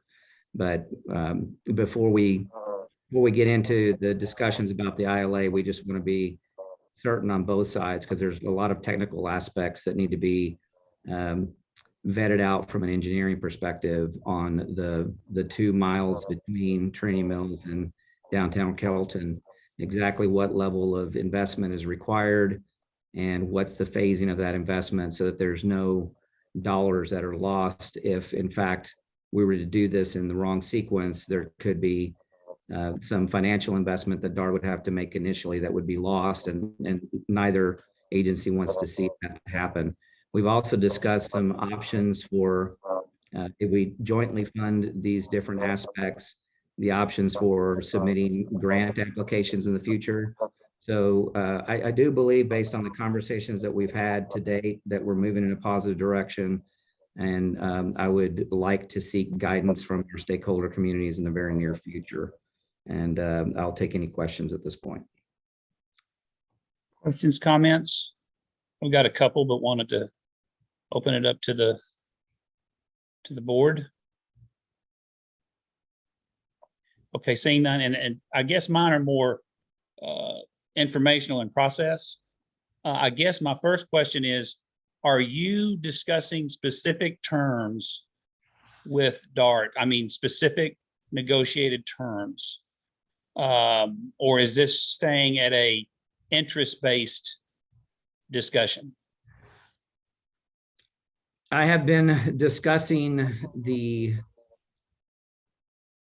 not necessarily terms. So what I have conveyed to the management team is that any conversations we're having would require board input and approval. But certainly they've been asking, number one, would we facilitate discussions about joint occupancy of the facility? They've given estimates on what they thought the first phase would be, what they thought the second phase would be. So we've been talking in general terms. We've been talking about what we think the cost might be in certain situations on different facets of it, but there's been no, I'm not negotiating on behalf of DCTA. I've made that clear in every conversation that we've had, but I'm trying to convey to them what some of the language would look like that we would be interested in based on feedback that I've been getting from board members. So Right. we have not drafted an ILA. I think once we start drafting the ILA is when we really get into where it would be perceived that I'm representing the agency's interest. But we have been communicating back and forth and talking about cost. And I think that's where DART feels like they're still not, they don't have enough specificity around the different portions of their project to sit down and negotiate terms. What I have heard from our board is make sure that we're not giving up leverage, make sure that we have an interest to get down to Carrollton, what it takes from an access easement perspective. But certainly we've been talking about from both sides what we think the cost of the project might be, but nothing in any specificity at this point. Okay. Well, my concern's too strong of a word. My curiosity, and I'll say concern to a little degree, is that clearly you've been having substantive conversation. And let me say this, you do represent the board. I mean, you do represent the agency. Whatever you're saying to them, I mean, you can sort of caveat it with, I'm not representing the agency, but you are, and because you're the CEO. And so what you say, they're not going to hear that sort of limiting parameter statement. So I really just want to encourage you to understand, just to be aware of that you are the face of our agency in those discussions. Secondly, we've had some very high level discussion at the board level. I mean, so high that it's hard to see the ground. My concern is the board really hasn't given direction on specific parameters, on specific kind of interests that we talked about, getting down to Carrollton, but there's a lot of things. So what I don't want to have happen is you engage in these discussions where specific terms begin to be conveyed without having some direction from the board on some of the things that some benchmarks or some guardrails, because if somehow we get down to the end when it comes before the board and we're not really aware of that specificity, it could really create some interesting situations. So Sure. I think the board needs to begin to, in closed session, if that's what it needs to be, I'll let Joe decide that, to really begin to talk about what our interests are. Because in the memo that I read, it talked about the proposed ILA would address the following primary objectives. And they're fairly general, but it talks about Carrollton DART being supportive of DCTA long-term operational needs. And really the only one that I see that specifically applies to DCTA is construction of a DCTA station in downtown Carrollton located next to the DART Silver Line. But as you described, there's other things involved, access fees, trying to be comprehensive in our approach, not just with this one issue. So I would like moving forward as the discussions move towards more of a truly negotiation of interests / positions, that the board will have given some direction on some, that you identify. And I think you said, I've identified specific kind of interests, and that the board discuss those interests so that we can give you some direction. Correct. So that when you're in there, you're not having to wonder what is the board's position? And at some point, I would like to be involved in those, even if it's just as an observer on a phone call or something like that. Not because of monitoring you, but I do this a lot, and this is a big deal, and I want to make sure that I'm fully up to speed. But I think it's really important that the board give you some guidance on our interests, because if we don't, we're sending you out there blind, number one, which that's not fair to you. And then we run the risk of, in the end, if there's something that has been discussed at that level that hasn't really been discussed at the board level that gives a little heartburn, it could derail some things that people spend a lot of time working on. So if that makes sense. It makes perfect sense. And I do believe that we're at that point. It's taken a considerable amount of time to think through, first off, what was being asked of DART or from DART. That's been a moving target. Not that they're not interested in making this happen. They're just trying to get their arms around their own project. So initially there was a fairly large ask up front about how they were going to use our facility. They've been narrowing that down. They're, as I mentioned before, in each one of these facets, they're still trying to figure out exactly what their ask of DCTA is. So their CEO said, look, we've been engaging you pretty hot and heavy here. And it occurs to me that we have not given you even a memo stating what our interests are. So I think it's given us the opportunity to think through a lot of different aspects that likely need to go into any considerations that we would have working with DART. And that's exactly where I feel that we are, that before we sit down and start really negotiating on deal points on an ILA, I need to get feedback from the board. Now, if we could do that in a closed session, we could have, I think there's a lot of benefit from getting feedback with the board directly. I also think it's important that we have an opportunity to walk our stakeholders through individually, but I'm open to how we might be able to do that as efficiently as possible.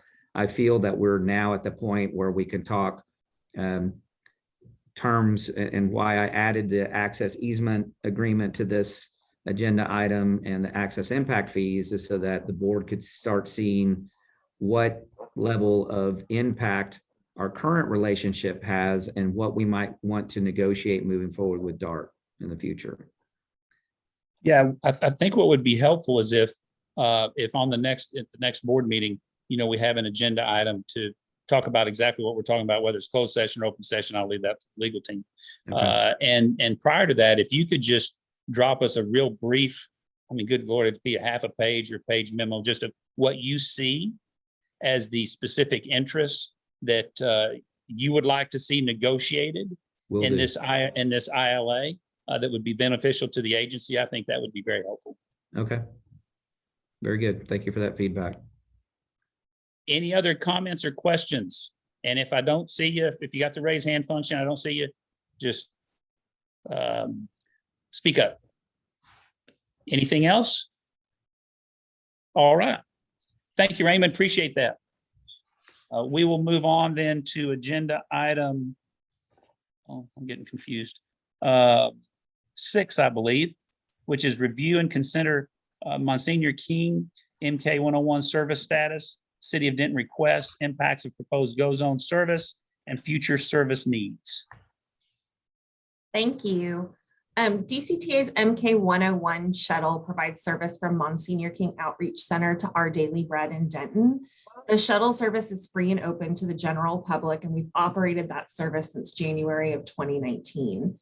Earlier this month, the City of Denton requested that DCTA reinstate MK 101 service to pre-COVID levels, which is included in the FY21 budget, and we are currently working with NTMC to do that in early June. The city has also requested that DCTA provide MK 101 service into FY22 until a new facility can be built, which will consolidate Monsignor King Outreach Center and Our Daily Bread into one location.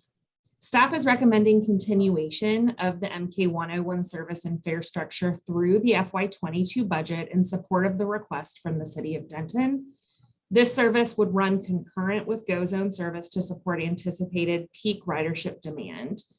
Today, this is not an action item. Staff is seeking board guidance on the continuation of MK 101 service through FY22 for planning purposes.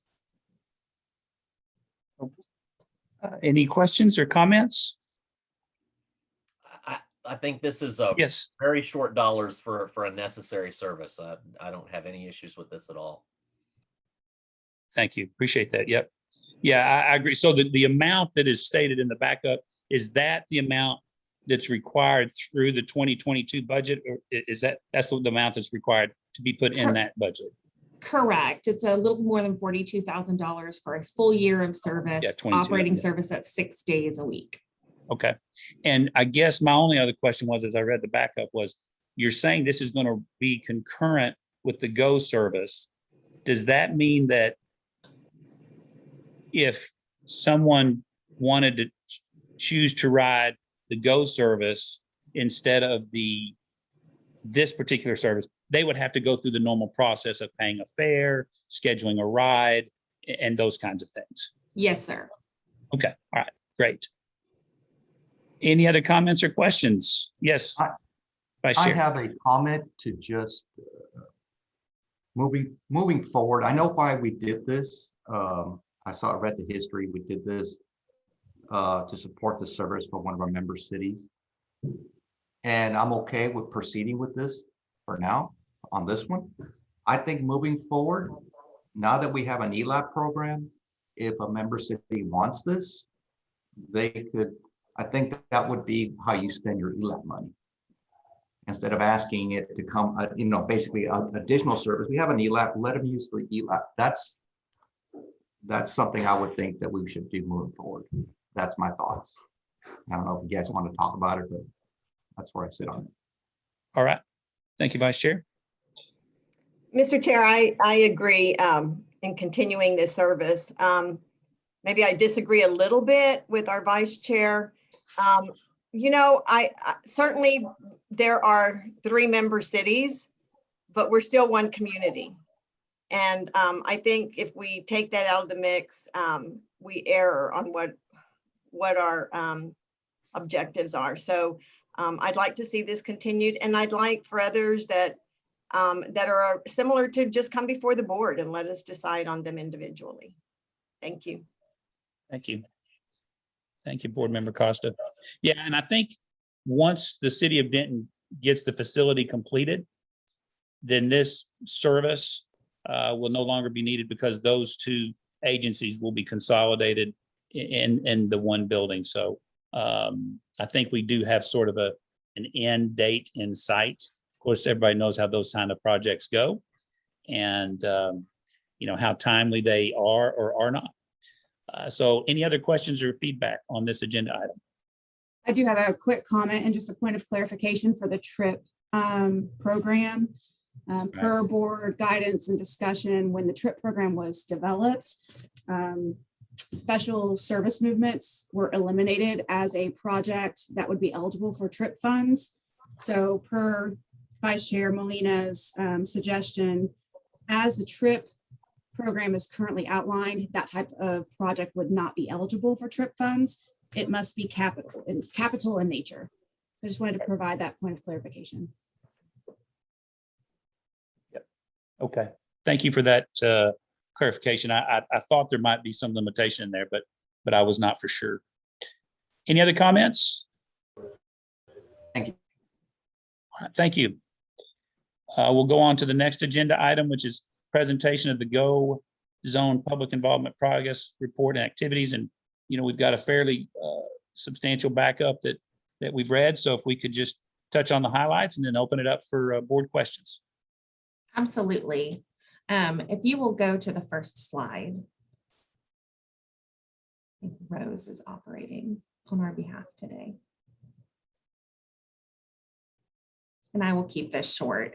So as the board is aware, we're currently in our open public involvement period for the proposed Go Zone service. We've successfully launched our public involvement period on April 19th with the launch of DCTA an interactive engagement microsite, where we provide a deep dive into all aspects of the Go Zone service. The site offers an interactive map showcasing the zone as an overlay over existing fixed route services.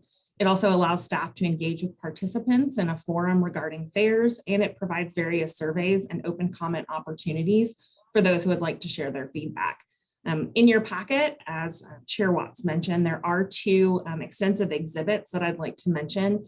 The first is our public involvement process recap report just from April 19th to April 30th.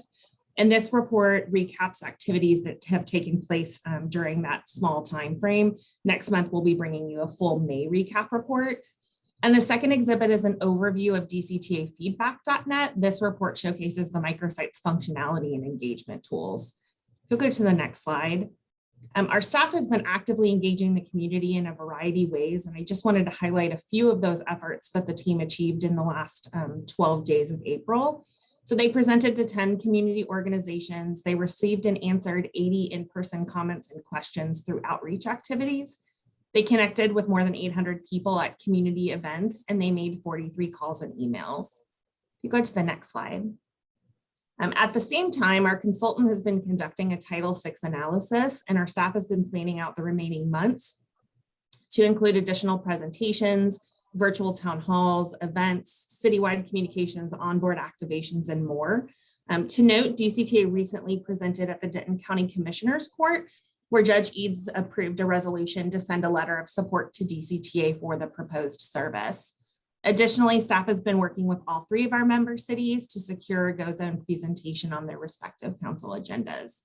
And I have been watching the number of presentations and engagements come through on a daily basis, and I've been pretty astounded by the number of people engaging with comments, questions, and survey participation. If we go to the next slide. Getting the word out that DCTA is considering this proposed GO Zone service has been no easy feat. Our staff has really moved at warp speed to utilize media relations, social media, email marketing, and other mediums to promote this open public involvement period, all of which are tracked by Medium so that we can optimize our promotional efforts to get the greatest return. So in the last 12 days of April, we've secured 16 news stories with a publicity value of $15,000, reported 40,000 social media impressions with more than 3,000 individual engagements, and worked with our community partners to amplify our message, which resulted in 8 member city partner features and mentions. We'll go to the next slide. As I mentioned earlier, DCTA created a microsite dedicated to GO Zone and the public involvement process. The site can be found at DCTAfeedback.net. The site has many components, including a list of events that's updated weekly, an open forum for participants to share any ideas that they have, informative videos, and a myriad of downloadable resources. So in April, the site had more than 2,000 site visits, which resulted in more than 7,700 individual page visits within the website itself, 46 comments and questions, 55 survey responses, and 161 downloads. I've been reviewing microsite results weekly, and I'm pleased to report that we're seeing an ongoing increase in all interactive areas of the site. And so we look forward to reporting those details to the board in coming months. So that completes my report. This is an informational item only, but I am certainly happy to answer any questions that the board may have. Any questions, comments? So Chair, I'd like to make a comment. Yes. This was presented at our city council this week, and it was well received. And Highland Village has a social media site called Highland Village Cares. And it was nice because as I was going through it, it popped up. We want your information. We want to hear your voice. So I'm really grateful that it's like popping up everywhere I'm going, and people are clicking on it and are interested. So thank y'all so much for that. Thank you. Let me just say, oh, go ahead, DJ. Go ahead. Go ahead, Mayor. Gilmore, go ahead. Oh, sure. I did the microsite. It is really cool. And hopefully we can capture that data because it shows some opportunities for expansion and contracts into some contiguous areas, which I thought was fascinating as I went through that. If you haven't gone through this site, do it. It's awesome. Can we talk a little bit about the outreach after this, Nicole? As far as, you know, have you guys started that process? Are you engaging the cities on how we're going to get the word out for changes, or am I being a little premature in that? Sure. So we're using a lot of the same tactics that we use to promote the public involvement period. We're going to kind of do a rinse and repeat and use a lot of those tactics with the learnings that we realized during the public involvement process for the actual launch. And so our plan currently stands that if we bring this to the board on July 22nd for approval, that our education campaign would start on July 23rd. That way we can maximize as much time to notify the public of what has been formally adopted before the launch on September 7th. Okay. Okay. I know my city does a mailer pretty regularly. I think the county's got one from the tax office in the October timeframe. I don't know if there's some more traditional media as well that we might be able to use, but that's exciting. So sure. And I will say that our member cities have been really great partners. We've been in the Louisville Utility Bill Insert and in the City of Denton's community newsletter, as well as Highland Village's community newsletter. So all three cities have been really great partners in helping us amplify this message. Great, Raymond, I think you have. Yes, thank you. I just want to publicly acknowledge Nicole and her team, as well as VIA, for the outstanding job that they're doing in the communities with the public awareness. If you haven't seen it, we'll send a link to the board, but they produced a video. I thought it was fantastic. I received feedback from Mayor Gilmore and our chairman, Chris Watts, on the video, complimenting you, Nicole, and staff. You're doing a great job. I know it's a lot of hard work getting folks out there to recognize that our services are going to change. I'm confident in your team and just appreciate all the hard work that you guys are doing on behalf of DCTA. So thanks. Thank you. Any other questions or comments? Yeah, this is an exciting time. And I think you're scheduled to come before the Denton City Council. Is it in a week or so? Mm-hmm. Correct. We're presenting to the Louisville City Council on June 7th and the Denton City Council on June 8th. Okay, great. Okay, thank you so much for that presentation. We'll move on to agenda item 8, which is discuss and provide direction on future meetings as it relates to in-person and virtual. All right, thank you very much. I'm going to kick this off and then turn it over to Joe to go into a little bit more detail.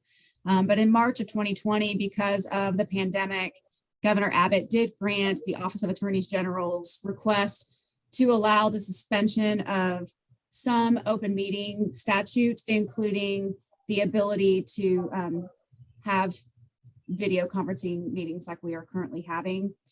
With the recent mandate to not mandate masks that Governor Abbott did on May 18th, it's really starting to show that our environment is getting a little bit back to pre-COVID normalcy. And as we start to look at kind of the activities resuming back to pre-COVID types of activities, we need to truly start planning for these meetings to come back in person.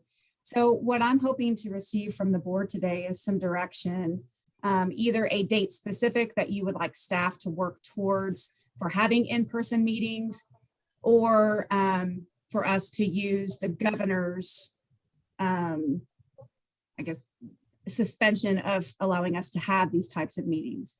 From talking with Joe, he has said that from what we're learning from TML, the governor has promised TML that once he decides that we can no longer have these web meetings, that he will provide adequate notice. Now, adequate is, could have a different meaning for each person.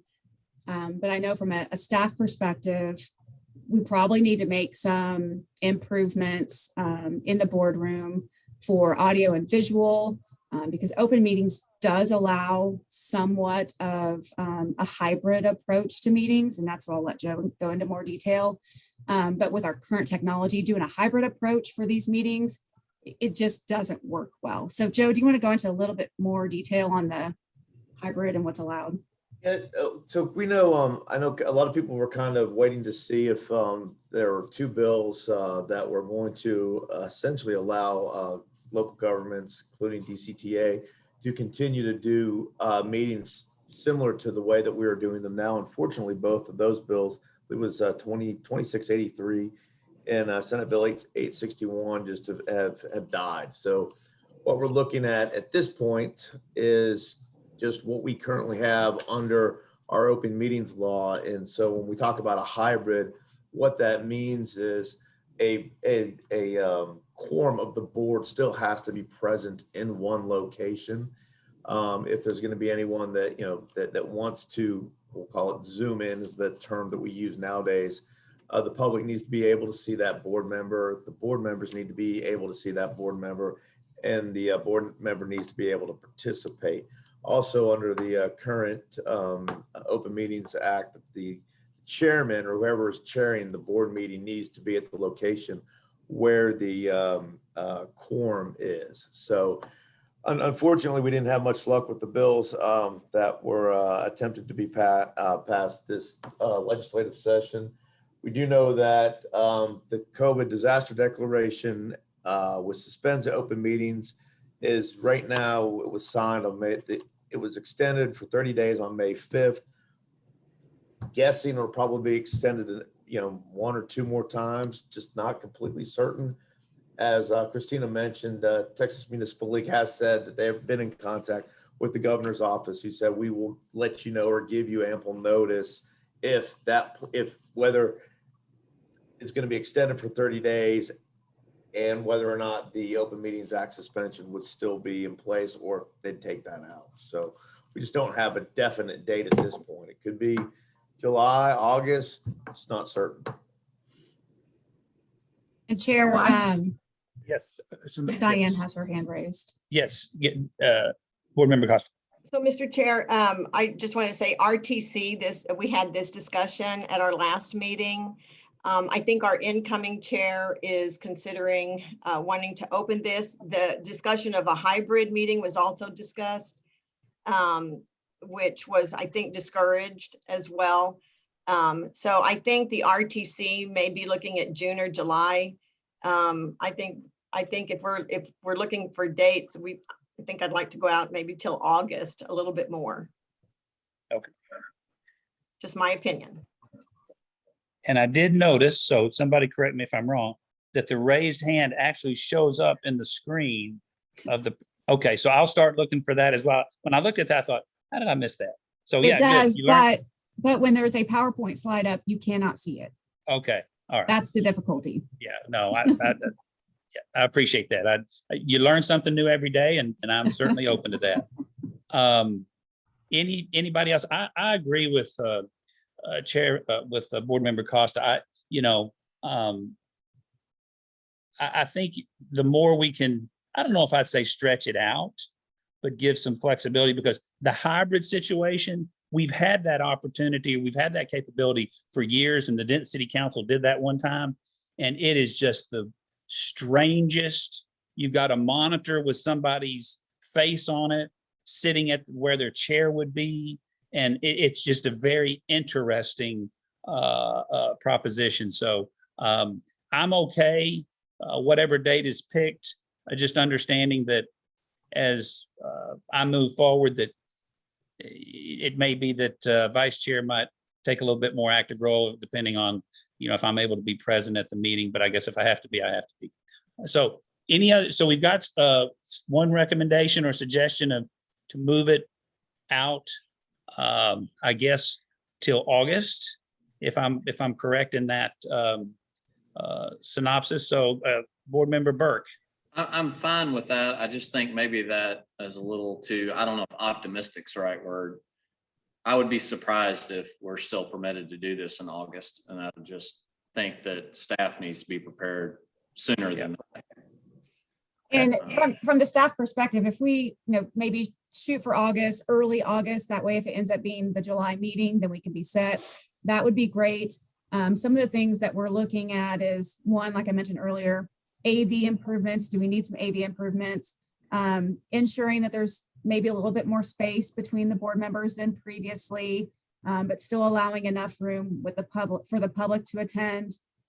So there's just a bunch of meeting room logistics that I want to make sure that we think through and have prepared and ready to go when we're ready to start having in-person meetings. Yeah, I mean, from my perspective, I just want to know what the cost of the hybrid is. I would say I lean in personally against that, but if the cost is very low and it provides some flexibility to Chair Watts or other people in the future, then I'd want to know that, right, in making that decision. That's And all. we can bring that information. We can research that a little bit more. We've started the research, but wasn't quite ready for this discussion. But we can bring that back next month to share with the board, and then we can talk through all those details and then go from there. Got it. Thank you. Yeah, the other main reason we wanted to address this now is just recognizing that many councils are already back pretty much full-time in person. We just wanted to make sure that we were getting feedback from our board, what the desire was and the time frame. So I think this is a good, healthy discussion. Thank you. I would lean towards, well, depending on how quickly you can do it. If we can do it by July, I think that might be better to be back in person by July, the July meeting. And the July meeting and the August 1st deadline, if it were an August 1st deadline, they're very close. So I think that if, for board member Costa to suggest August, that was very much aligned with a late July board meeting. So that's probably feasible. Okay. Joe, quick question. We're talking about and labeling one of these options as the hybrid, but is the hybrid really what we're talking about is what's already allowed in the statute prior to pre-COVID, where you could have somebody come in remote? So the hybrid has always been there.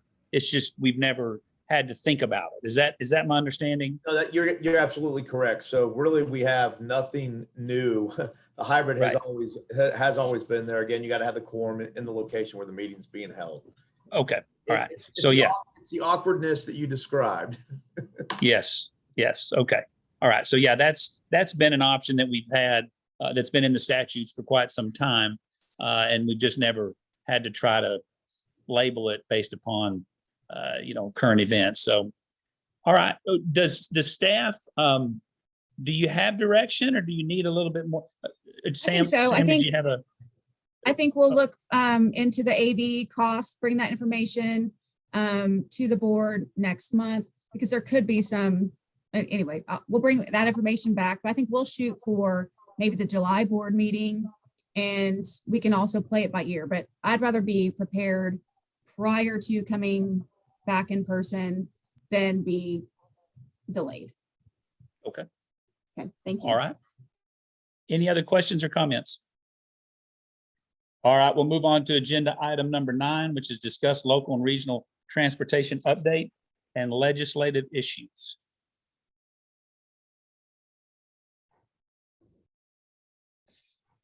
Mr. Chair.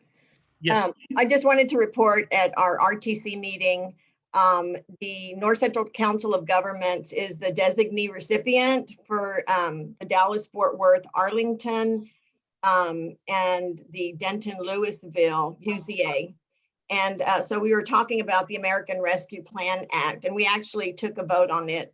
And the way that it's set up is that funding will be provided at 100% federal share with no local match. The priorities and prioritize the use of the funds for operational and payroll needs, but they also included supports expenses traditionally eligible under the Urbanized Area Formula Program, and the enhanced mobility of seniors, and also the individuals with disabilities program.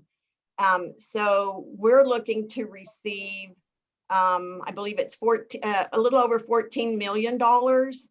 It was voted on and approved with one nay, everyone else in approval.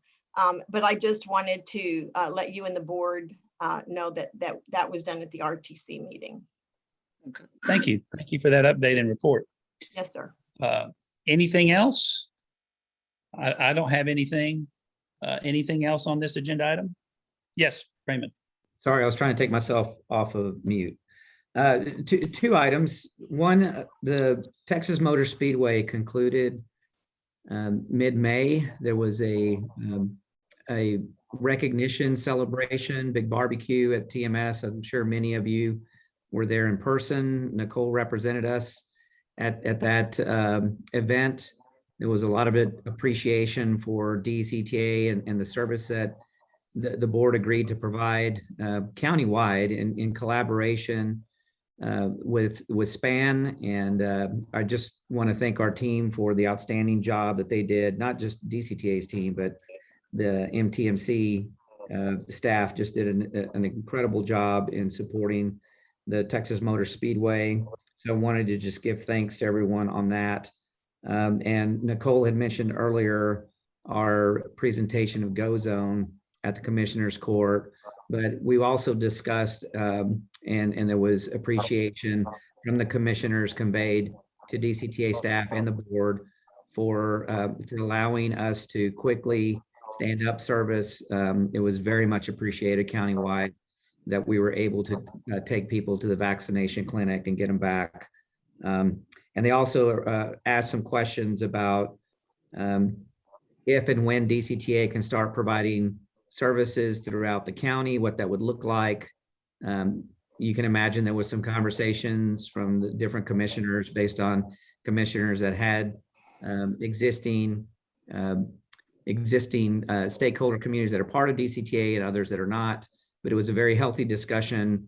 They, again, appreciated the work that DCTA is doing, not only on behalf of the stakeholders, but just providing regional transportation opportunities for people to commute and to Dallas and to Fort Worth. So a lot of really good feedback from that conversation. Thank you. Okay. Anybody else? Mr. Chair, I just have one more comment. Yes. On Friday, June 18th, we will be celebrating the A-Train 10-year birthday. And the staff has gone ahead and we'll be putting out that everyone, family, friends are encouraged to ride the train, and it will be free. All they have to say is happy 10th birthday. But anyway, just wanted to offer that community message. Great, great. Wow, time flies. Time flies. Anybody else? All right, we'll move on to, and I'm sort of got my agenda sort of mixed up. Is the next thing the informational reports? Yes, sir. Yes. Okay. Yeah, so we'll go on to the informational reports, and we have, it looks like 6 of them. And these are informational purposes only, but certainly want to give the board an opportunity to ask any questions. I just had a couple. I've just got to find them in here, but any questions on the informational reports? Just one. Yes. So Yes. on the revenue variances seem to be related to timing issues. And when y'all prepare the budget and, you know, year to date versus actuals, do y'all try to build in any predictions about when we'll receive funds so that those variants, or is it just like we take the whole budget and then divide it by 12? We try to estimate by month when we're going to request reimbursement. So using PTC as an example, at the beginning of or during the budget process, we ask that project manager to kind of lay out in a timeline over what months they expect to expend their project funds, and then we line up the associated grant accordingly. This PTC project is related to the PTC enhancements we have a Chrissy grant funding associated with. So when the fiscal year started, we had intended to be working on that project. Right now, we've put that on hold temporarily pending the DART discussion. And so that's kind of some of the timing on this. Same thing with fleet. I think we expected to get the vehicles a couple of months ago. It's slightly delayed from our original schedule. So we had expected that grant reimbursement. So for both of the capital pieces, we're under budget on grants, but we also haven't expended those funds either. On the operating side, a little bit different. One, we expected to have access to the fixed guideway grant funds earlier than we are now seeing. And then on the operating assistance, we've moved, the CARES Act funding is a somewhat cumbersome process to request reimbursement for as far as pulling everything together. So internally, we've decided to request reimbursement on a quarterly basis versus monthly, just to kind of help with the overhead that requires. And so that's where we're behind there, but we'll catch up by the end of the year. We are planning to bring to the board next month a budget amendment to kind of recognize some of these changes in grant revenues and even projects that we're now anticipating will go into FY22. And so yes, it's primarily timing. We try best we can, at this time last year to anticipate what it's going to be like, but we'll be shoring those up with a budget amendment next month. Thank you. So y'all make the attempt. It's just difficult to predict when federal and other funds will be released. And yes, and it really depends what on we're seeing in the the status budget. of our capital projects as well. Yep. Okay, thank you. You're welcome. Chair Watt, Yes, Board Member Costa has her hand raised. yes. Oh, Sorry. that's a leftover hand raised. Okay. And let me just say too, since we're on that informational report, the sales tax report starts on page 133 in your packet. We are continuing to see sales tax over budget and over prior year quite largely this month. All three of our cities also experienced a very large increase over prior year. We are also intending to bring to the board as part of that budget amendment next month to true up sales tax based on actuals for the months of the year that we've already received. Okay. That'll be included next month as well. Okay, thank you. Just a couple of either observations or questions. On page 140 of the actual packet is the ridership trends. Just curious, in March of 2021, A train went from like 57 to 10,000. Any, I don't know if explanation is the right word, but any thoughts on that increase? We're talking about from March On page- 2020. On page 140 Board of Directors memo 4, it says subject ridership trend report. It says unlinked passenger trips. It's a little table. And when I say 140, that's the actual number on the hard paper packet. Right. It's in 2021 where it says March, it says A train, the unlinked passenger trips was 10,000. The month before was 5,700. So I was just curious if there was any thought, if there was a special event or anything. I think it's truly because the economy has continued to open. And I'm glad you brought up A-Train ridership, because one thing I would like to point out and it's more clear on page 147 of your packet, but this past April, so April 2021 was our second highest ridership month for the A-Train since April 2020. So yes, there was a bit of a decrease from last month to this month, but I think it's great to recognize that it's our second highest ridership since the pandemic began. If you notice back in September and October, it was 8,200, 9,000. The month of February is skewed low because that was when we had our snowstorm. Yes, thank you, Raymond. Okay. For about No, that's it. Yeah, I was looking, what was it in March, but it was really the February event that skewed the numbers. Okay. Right, because we did not operate service that entire week. Yep. Thank you, Raymond. Okay. And if I could add, in April, we did have our Celebrate Trails Day, which did add the highest ridership that we've seen on Saturdays over the last couple of years. Great. So there was an increase due to that event. Fantastic. And regionally, we're starting to see ridership creeping up slowly but steadily. Yep. All right, but that's a great explanation. It's the February dip that is really the anomaly instead of the other way around. So I appreciate that. The last thing I have on these is just appreciated the data on the Route 7 and 3 with UNT ridership, and see that on the Route 7, it's running about 20% to 25. I mean, some of them are up to 38 or 40% on that. So that's something to, I mean, that's just good data. I don't know what we want to do with that. But I think eventually if that continues to stay at that level, because if you got almost 30% of the riders on our Denton Connect who, yes, they get charged, or we charge them, I guess we charge UNT a flat fee for them to be able to ride with no charge. At least they're charged in their administration fees and their tuition.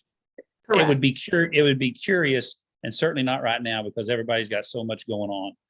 Eventually to figure out what that revenue is, that, you know, if these people were just paying regular fare, what that would equate to based upon, you know, that survey data, just to see if we're in line with, you know, I mean, if it's in line, that's great. But if somehow that revenue was much higher, that's just data that's important. Whether we do anything with it or not, we can choose to do that. But I really do appreciate, I know it was painstaking to gather that data. And I'm sure there was a lot of grumbling. I would be grumbling if I was trying to drive a bus and had to mark down tick marks and check people's IDs and all that. So I really appreciate them going beyond the call of duty to really help us gather that data. So that does not go unnoticed. Any other comments on the informational reports? And so I guess the last one is future agenda items, and I believe we have a couple of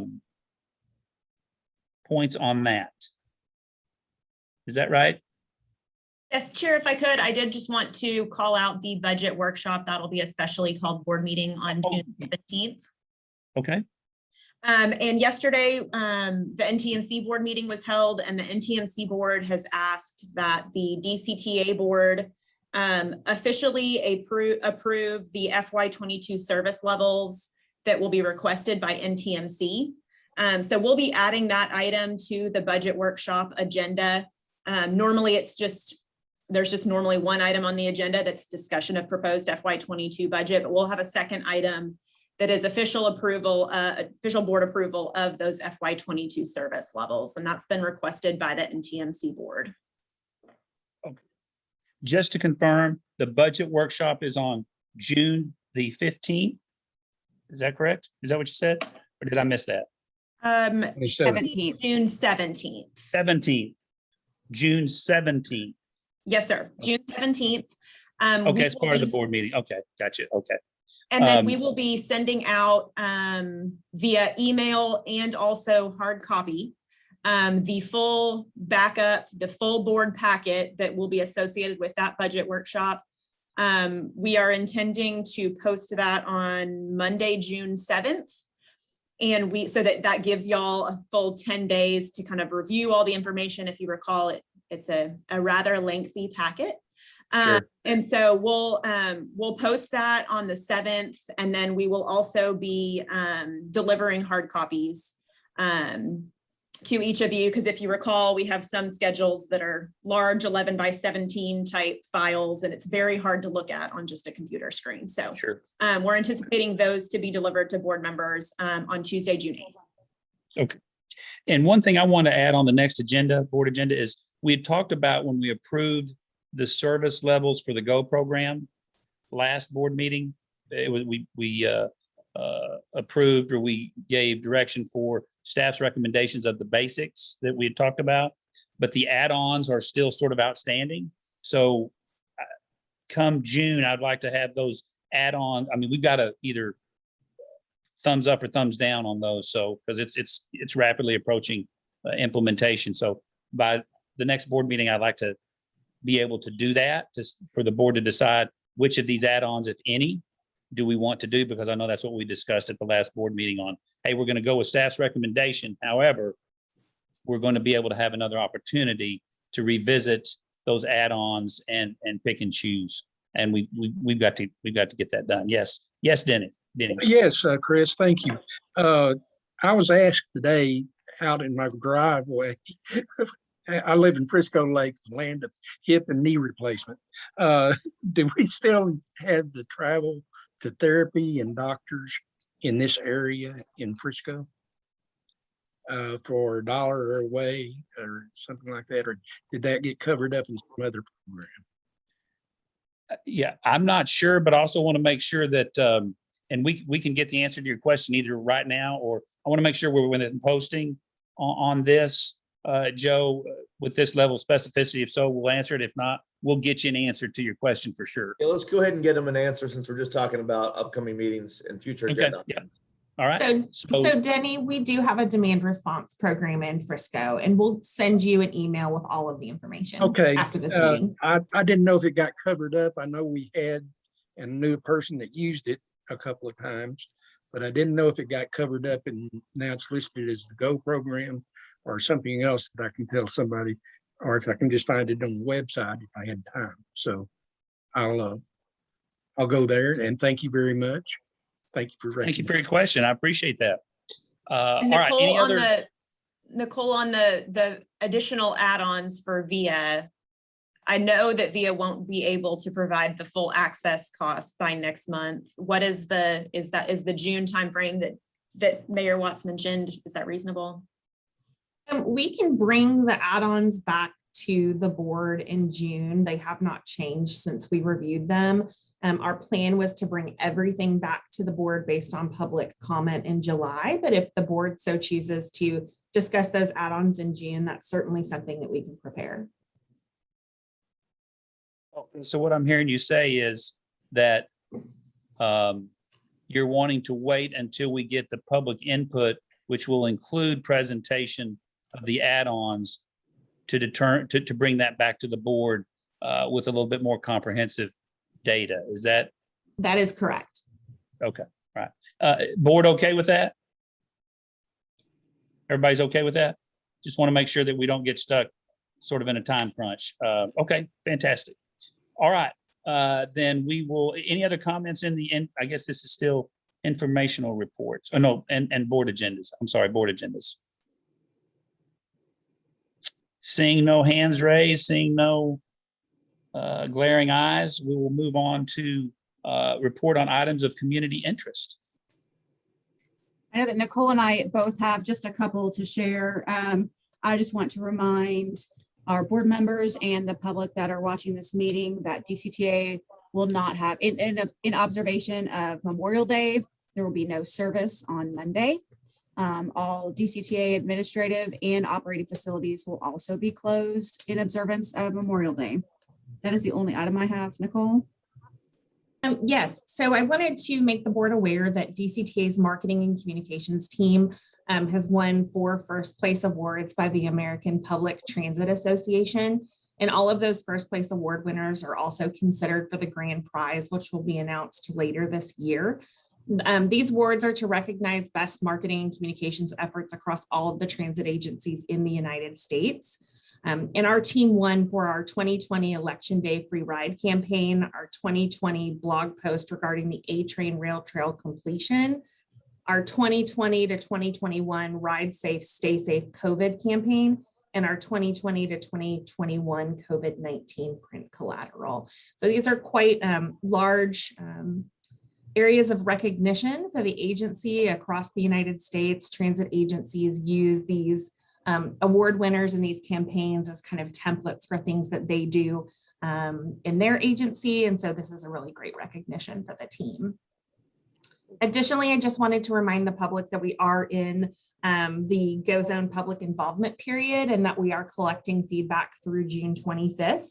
And we encourage the public to go to dctafeedback.net to learn more about the proposed service, provide their comments, and complete a survey, which will help staff make any necessary modifications to the proposed service before bringing the final plan back to the board in July. And then, as Diane had mentioned earlier, we are celebrating the A-Train's 10th birthday on June 18th with free rides on the A-Train, passenger goodies, and a scavenger hunt. More information on that celebration will be posted at ridedcta.net and our social channels in early June. Any other comment?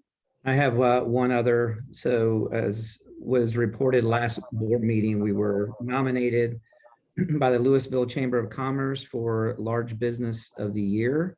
We did not win that, but I would say that coming in second or third isn't a bad thing considering the other nominees. The Medical City Louisville was awarded that honor. I think it was appropriate given all that they've done through this pandemic.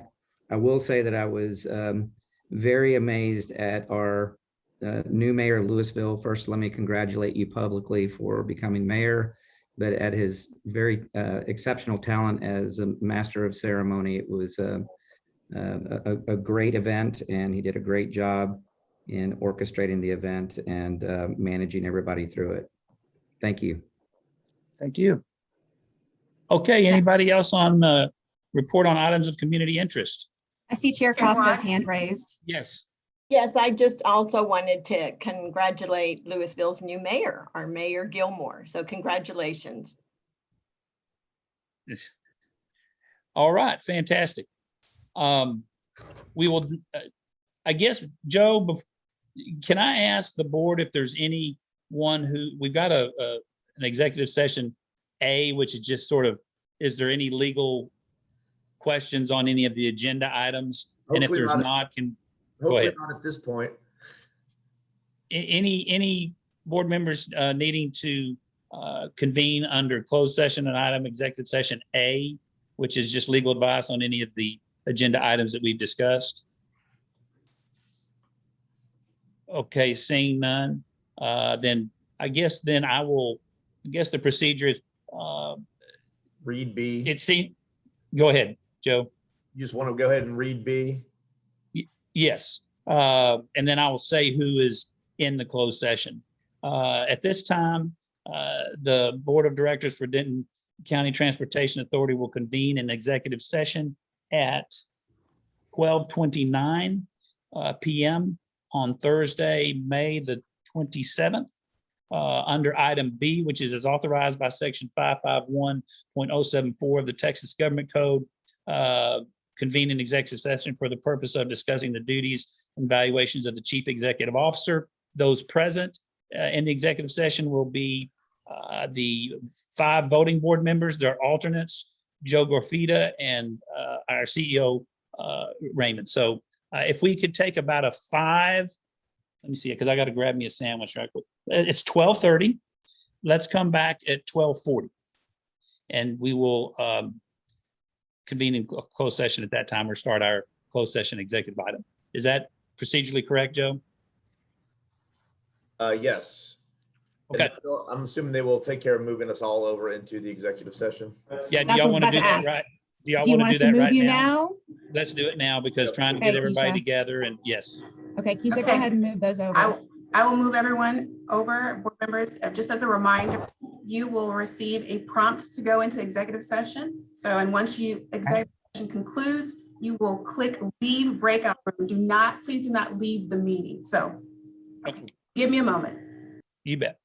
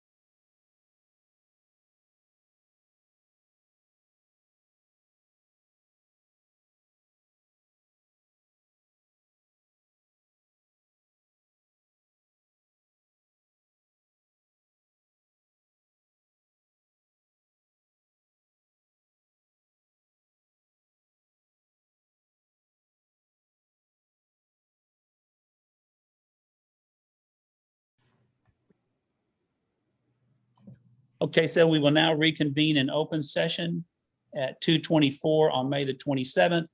I don't believe, according to the agenda, there's no action to be taken from executive session. And so I guess, Joe, there's no more agenda items. Does that mean we're adjourned? That is correct. Do we need a motion? Go ahead and take a motion. Do I have a motion to moved. adjourn? So moved. Okay, do we have a second? Cesar, we have a motion and a second to adjourn. All in favor, say aye. Aye. All right, motion carries. We stand adjourned. Thank you all.